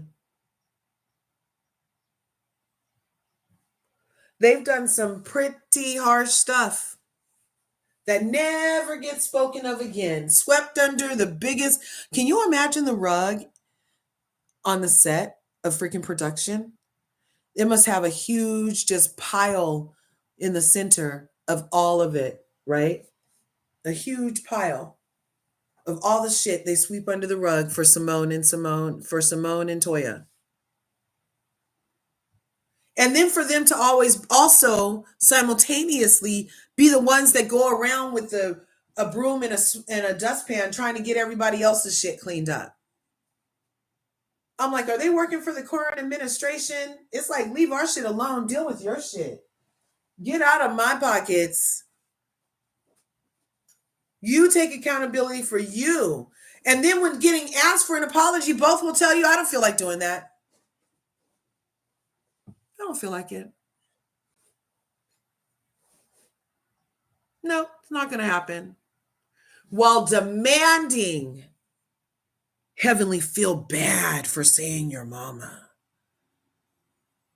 While demanding Quad knows how bad they feel about not being included in her jet-setting life, even though their schedules would not make them available for her jet-setting life. Now, Toya, she could maybe pick up and go. But Dr. Simone can't go nowhere that Quad is going. She got patience. She don't even get to spend time with Cecil the right way because she's always having to do their charts and stuff, right? Or clean up after her family or dog. So why does you even want to be around Quad? For you to come on the 11th season of the best show on Bravo with this dead horse talking about you gave us your ass to kiss. And then when she answers you and says what it potentially could be, you're like, leave me alone unless you want it with me. So you beg for her attention because that was a cry for help, Simone. Come on, be honest. You could ask Dr. G. He might even tell you that was a cry for help. To out of the blue come with that bullshit. Okay? Okay? A cry for help. You feel alienated by Quad, whose attention you desire on a deeper level, and instead of just like make that clear and then make yourself available in an energy that would align with that possibility, you're a bullhorn and a mean girl.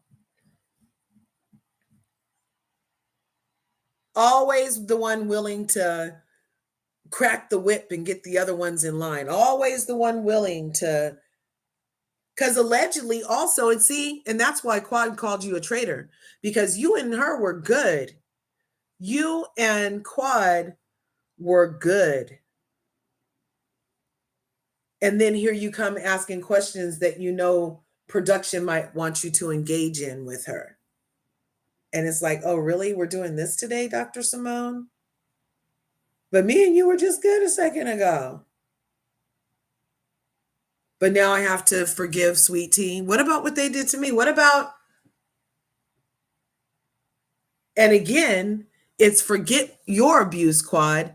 Let's forgive everybody else. And you absorb the pain. You absorb your pain and forego your pain so that somebody else can feel better in this group again. Because again, we're not going to be here for you again, Quad. You're a fan favorite. I don't know what it is with you. You keep coming. Nobody will keep you off of nothing. And then we had to be around you because Phaedra, but now Phaedra's gone. So now we're going to attack you some more. Is that what's happening? I don't know. I do not know. I wish I knew. And even what we just heard from Dr. Heavenly, I'm still not really clear on why Simone and Toya, because Toya's going to be in on the shits in 2, 3, 1. Yep. Let's see these comments. Let's see. So I was around.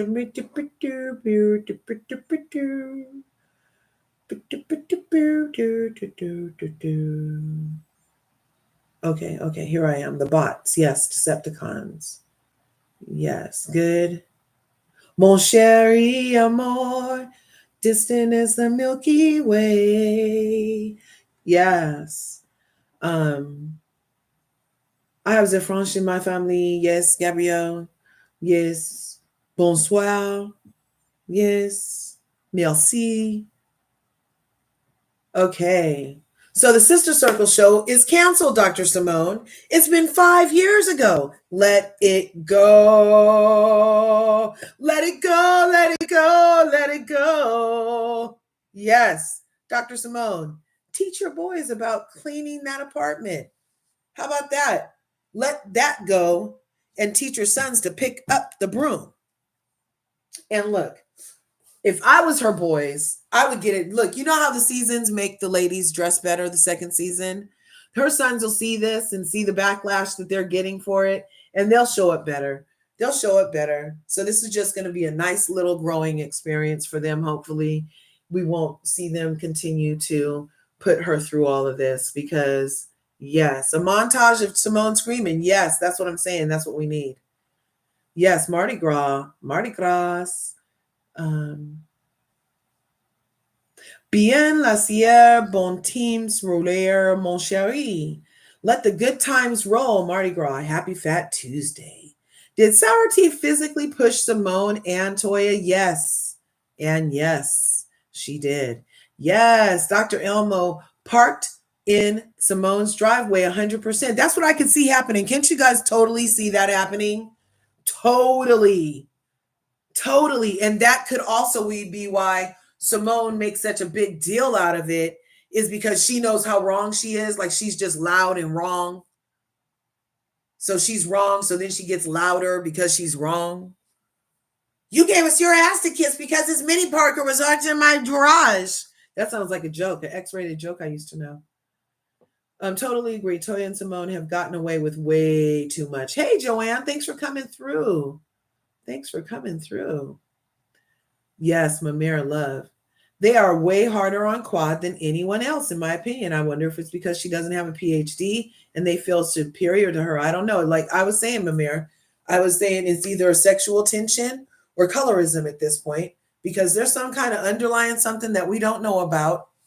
There's some kind of underlying something that we have no idea about that is not evident to the very keen and bright, intelligent eye of the viewers. We have no freaking idea, unless again there was gas off from the paper crepe dress she had on, and that flower thing, which I really think was her other sleeve, rolled up and placed there to give it like an edge, which didn't work that good. Anyway, yeah, I'm just giving her a hard time. I love all the doctors. I love Married to Medicine. It's the best show on Bravo. But Simone and Toya have been getting away with a lot. And I just don't know why. Why are they so hard on Quad? Why is it allowed? They have exorcisms for Dr. Elaine. Yes, the dentist. They do. They have full-on exorcisms. They call the priest.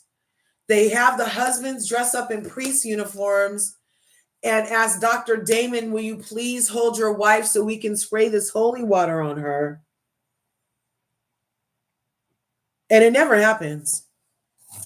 And rightfully so, because Dr. Damon not holding down her for nothing. Your wives do a lot of fuck shit, sirs. All of your wives do a lot of fuck shit, sirs. Do I come whining to you about what Toya Bush Harris just said to my wife? No, sir, I don't. Do I come whining to you, Cecil, about the fuck shit Dr. Simone just said and did? No, I don't. Do I ever come to you, Curtis, and say anything about your wife fat shaming my wife? No, I don't. I don't. But you all you people with ball sacks, it appears from the trailer, are about to take your ball sacks and position them in a way where they're against the ball sacks of freaking Dr. Damon, but not in that way. Yeah, but it's kind of, because it's not cool. It's not cool. Where'd it go? Here, I'm gonna have to demonstrate.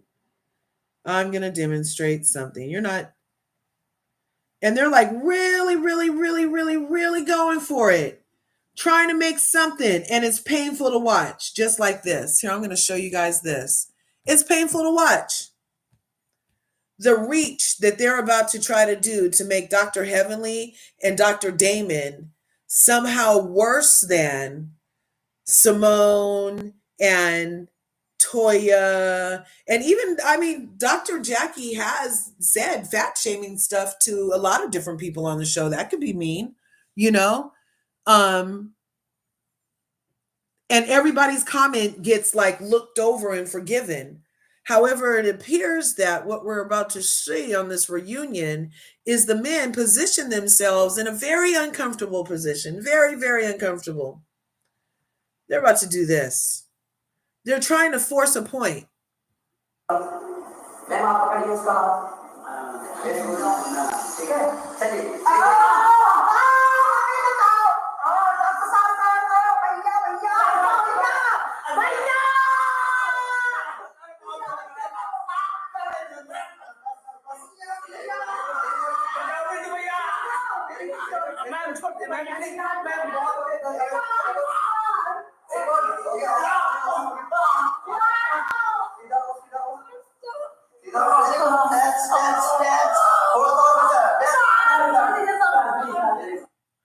So that was what I felt like I watched.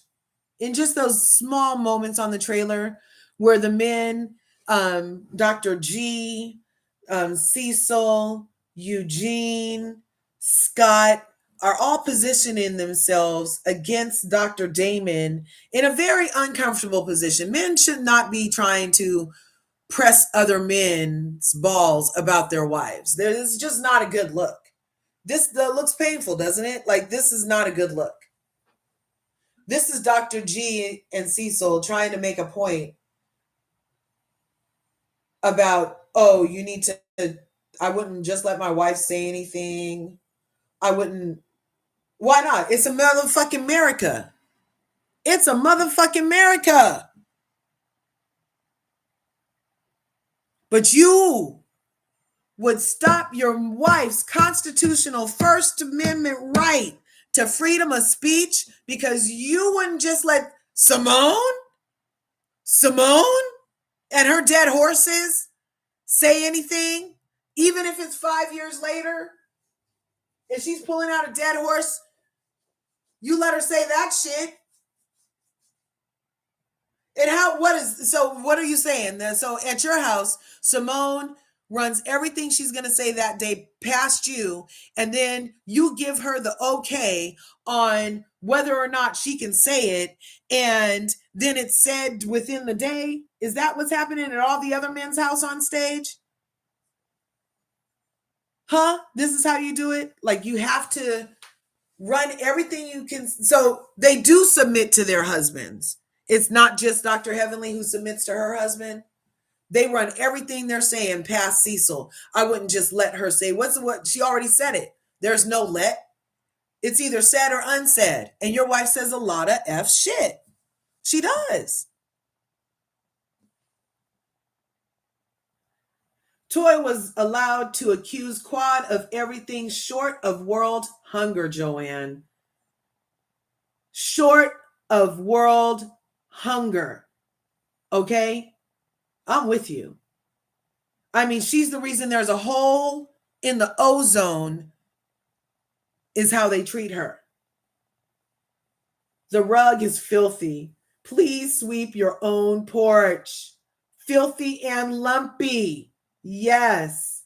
The most egregious was accusing Quad of sleeping around as the only possible reason she has money. Hello. But then Toya's going to be over there on the page 6 thing talking about, oh, Dr. Heavenly lied and said I was a prostitute. I'm so hurt. That was too far. But she can say whatever she wants about Quad.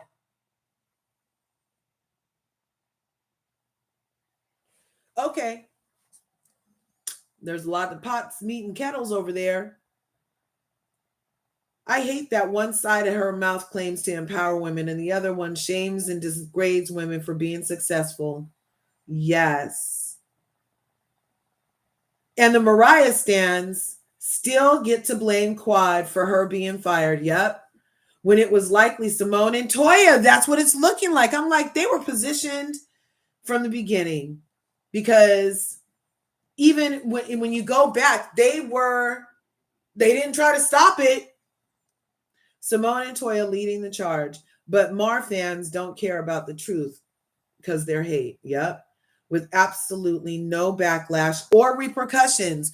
Not 211 apologies demanded. They didn't get kicked off of no cast trips. They didn't get excommunicated from no parties. You know what I'm saying? They didn't have to apologize in 18 different languages. It was just crazy, just two different worlds over there.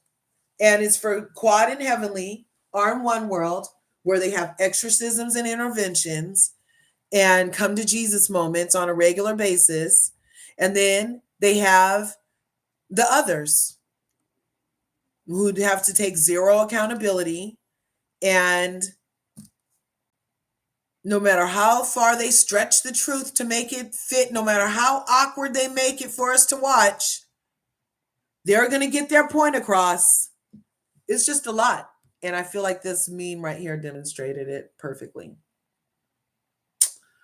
Okay, let's see. Is there anything else? Skip that.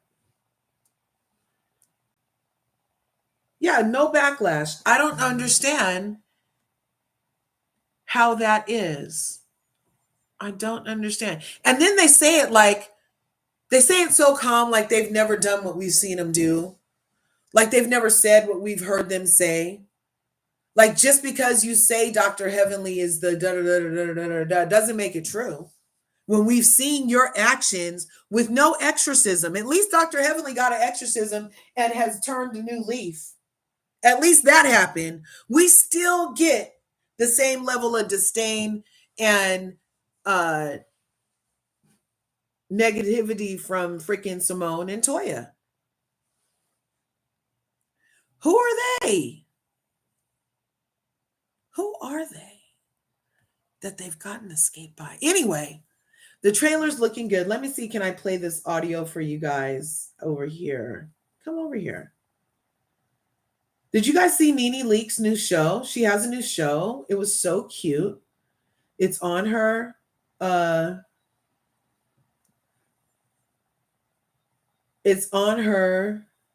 YouTube channel. I put this out. That's for me. It's on her YouTube channel, and it was really good. Her first guest was Carlos King and Michelle Alien did a Hot Topics portion, and it was a really good energy. The ambiance was nice. The flow was great. Well, she did know both of them very well, so the flow being like just so natural was incredible. It was just really nice, and it was so nice for her to come out and be seen. You know, she's almost like freaking Bigfoot. We never get enough of her. The sightings are rare, but hopefully now they're going to be more often because she has this talk show, and she also has a talk show on with the girls still. They still do it over at the talk show with the Sierra girl also. So that's cool.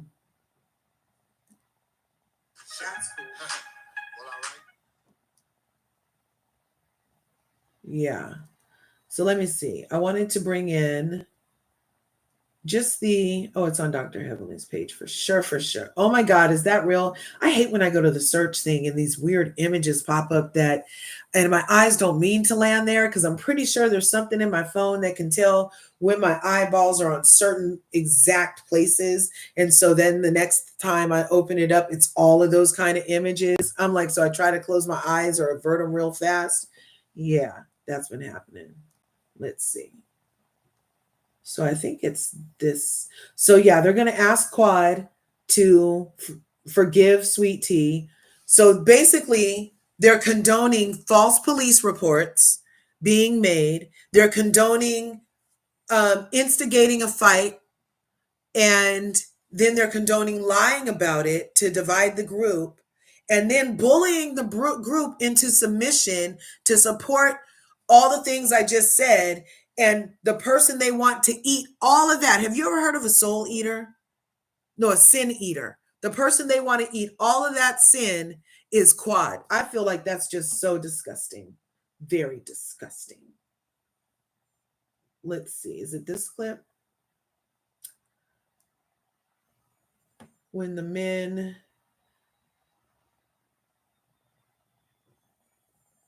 Yeah. She said, you gave us your ass to kiss for years. Like, it's just crazy. You did. They shared the same dick. What if the mother-in-law They shared the same thing. Because her son is happy. Okay. Are you still seeing Shaq? Child, I can't tell you. If I tell you, I might as well put it on social media. Savage. Greg, you told T this would have been a fight to the death.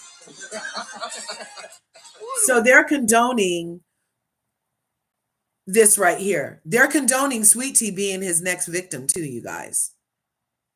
We saw how he treated her. We looked it all up, all the stuff, blah, blah, blah. I can beat a dead horse too, you guys, as it turns out.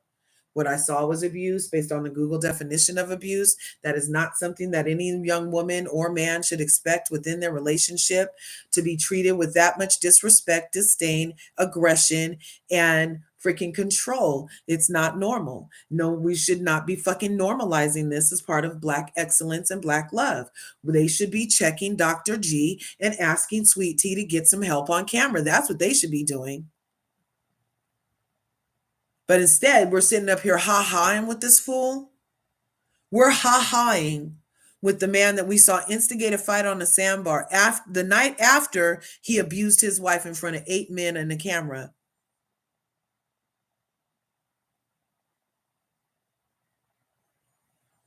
Who has, by the way, had a broke nose, you guys. He had a fractured nose at the time because a patient was close enough to break his nose. And it just made me wonder, were you in your patient's face the way you were in King's face?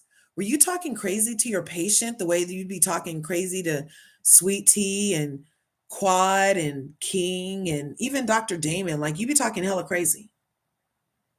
Were you doing that to your patient when he fractured your nose, Dr. G? I don't know. But I don't like the setup that I feel coming right here. Take a listen. Think would have won. Just indulge me. She called him a pedophile on social media. Well, you know what? People call people things. She apologized for it, Andy. I'm not sure why you're bringing it up. I mean, when the people were using actual like racial slurs towards Garcelle's children, you just mentioned the text. You didn't mention what they said. But over here, yeah, let's bring it up. Let's go ahead and bring up the whole thing again so everybody has it. Go ahead. He was like, am I a cheater? Am I a cheater? And you sat there like a coward. I mean, you challenged me, and I guess you just got in your feelings when I stood up to you. No, I stood up to you. So they're condoning that. I stood up to you. I stood up to you. How do you want to move forward with this group? Can the four of you coexist? That's not normal behavior. What? I agree with King. That's not normal behavior. It's not normal behavior. And of course, Sweet Tea hasn't learned her lesson yet because she's still going to be the one to talk back to King. Okay? He has her so well trained. Not for you to comment on, King. Why does she keep talking to men and addressing men? She just hasn't got the memo yet that it doesn't go well. It just doesn't work out well. Let your Mitch speak to the real man. And then, did you guys see in the thing how she's trying to call didn't she call Greg King and he was like, no, don't call me that. She wants to use all the words that Quad uses. Sweet and savory, King, the old address, everything. I don't believe in this. My wife can say anything to you. You're not going to talk. So Cecil doesn't believe in the First Amendment. Really interesting. I wonder who he voted for. To my wife crazy? Dr. Damon is a real one, of course, letting them know still, you're not going to talk to my wife crazy. It's just not going to happen. And remember in that season 6 also when they went on the couples trip and Mariah and Dr. Heavenly were getting into it. And that was the year Mariah broke a glass and was threatening to shank Dr. Heavenly over words. Mariah was a nasty piece of work too. Mariah said some nasty, nasty shit. Okay. So why she was breaking glasses, acting like she was going to shank a bitch, I have no idea. Okay. How she had so much vitriol for the receiver of most of her comments. It was crazy. And remember, Dr. Heavenly got up, and then Dr. Damon got up because I think what's Mariah's husband's name? That dude. Didn't he say something under his breath? And Dr. Damon stood up and put his chair over there. And he's like, we could go right now. He's like, we could go right now. Aiden, we could go right now. And Aiden got his bag and walked the other direction. Remember?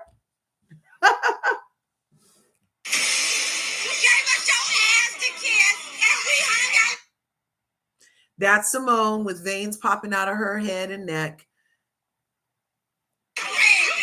And she's sitting with Sweet Tea. So also I'm feeling immediately, the first thing I thought was, oh, did her and Sweet Tea make up a lot since the season aired?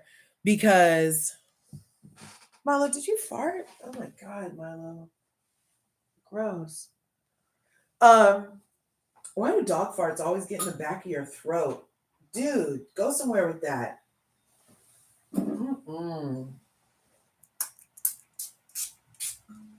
Anyway, sorry, you guys. Okay, I sprayed this stuff. So, if you notice in the clip, she's sitting right next to Sweet Tea, and Sweet Tea is consoling and holding Simone.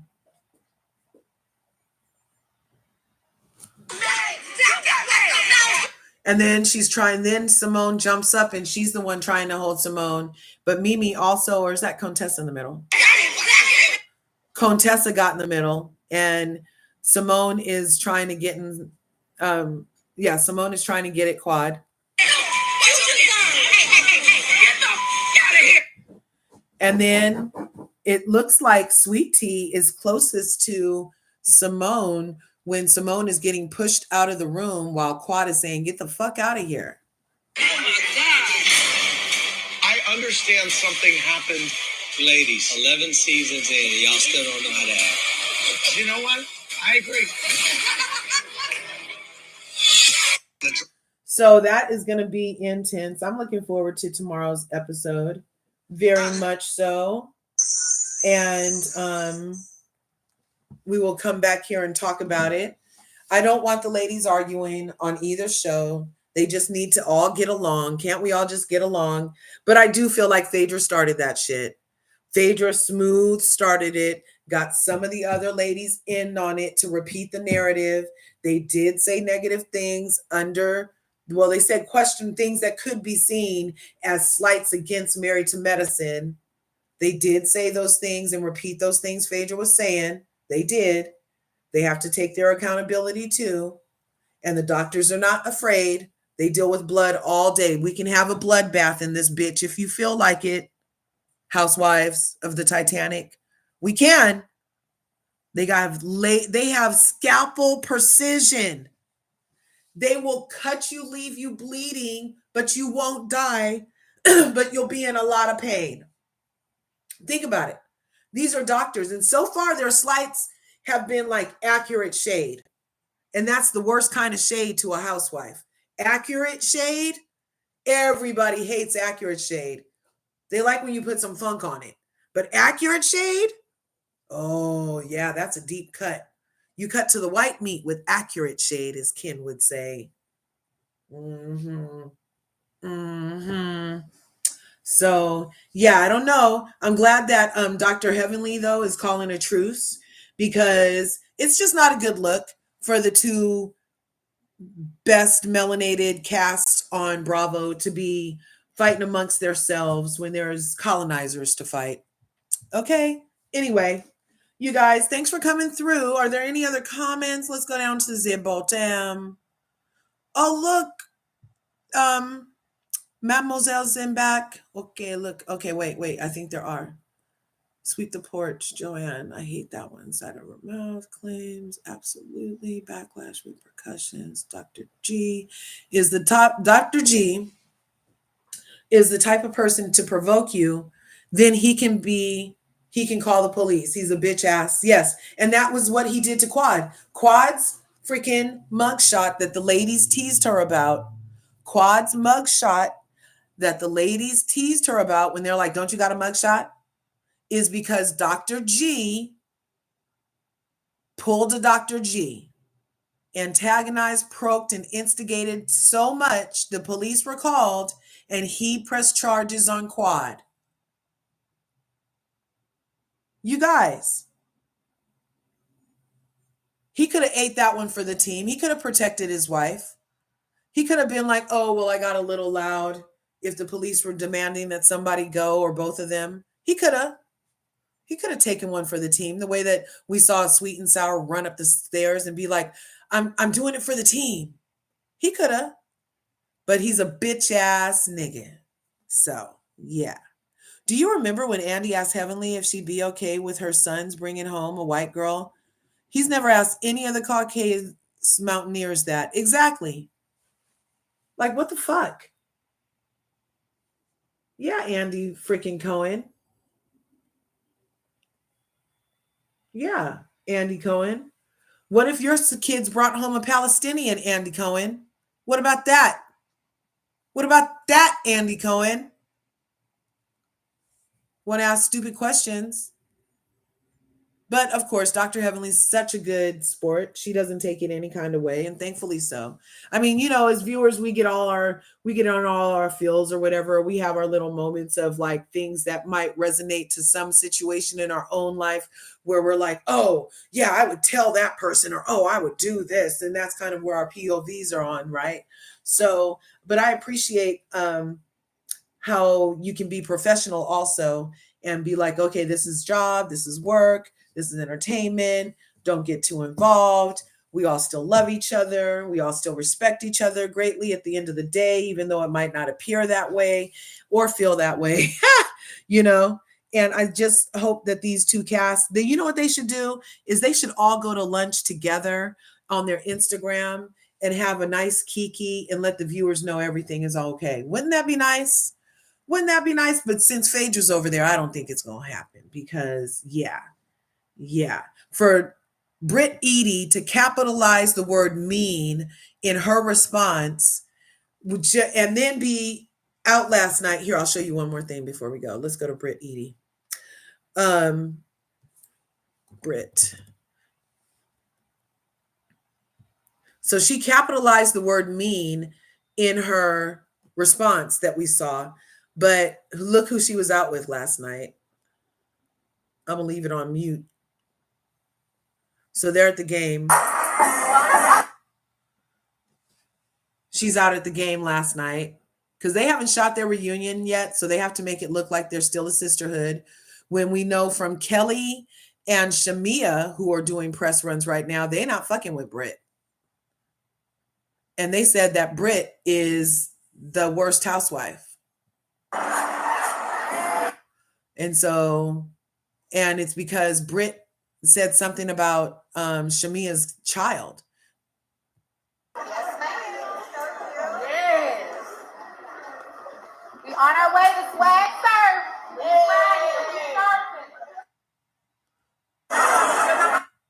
So you see, they were all out last night.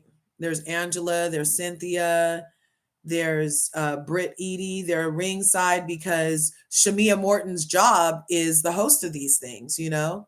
So she got them ringside, I believe. I don't know if they were already going to be ringside or if this is one of the perks of having Shamia on the show. But you see, they're right there in the beginning. Oh, and look, somebody got her a good wig. That's good. I like it. So for her to be court and see, look, Porsha's Phaedra rather is anywhere the camera is, but you see who's not there is Porsha. Interesting. Porsha was not with the rest of the cast last night. It doesn't appear. I wonder where she was. I wonder where she was. I wonder, is there really a rift in the relationship between Porsha and Shamia? And Shamia's being very gracious about it in all of her interviews. She's like, Porsha's always going to be my friend. She's always going to be my friend, period. Just period. I love her. She's always my sister. I'll always support her. I'll always ride for her. So see, there they are, courtside, literally courtside. The ball could hit them. They could have balls in their face at any moment. There could be balls in their face. And look, there's the smirks and the fabulous wigs doing her thing, smirking and wigging.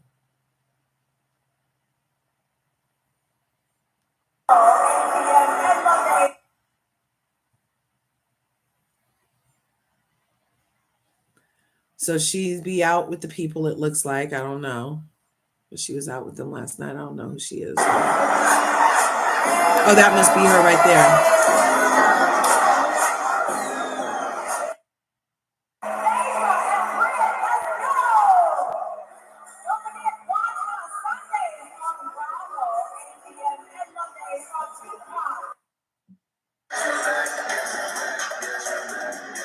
So she was hanging with them, it looks like.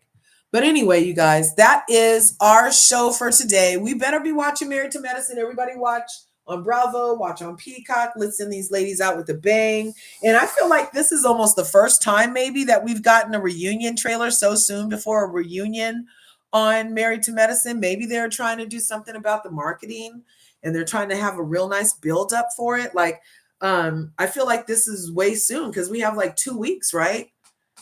I feel like they usually don't start advertising the reunion until like the week of, but no, they could have done it last week too. I don't know. You guys tell me. I'm really happy you guys came through. Smiling with Aaron was in the house. Thanks for being here. Yes. I love you guys. Make sure you go out and make it a great day. Remember, there's enough to go around. So go get some. Smash that like button, smash the subscribe button, and ring my bell. Ring my bell so you can get notified next time I upload videos and so you can become part of the beautiful curvy community that we're growing in the YouTube streets. Look, Mamere said she looks cute, but if someone wore that outfit up here, an old farmer might try to milk him. Ha! You so funny. See you in the next video. Peace.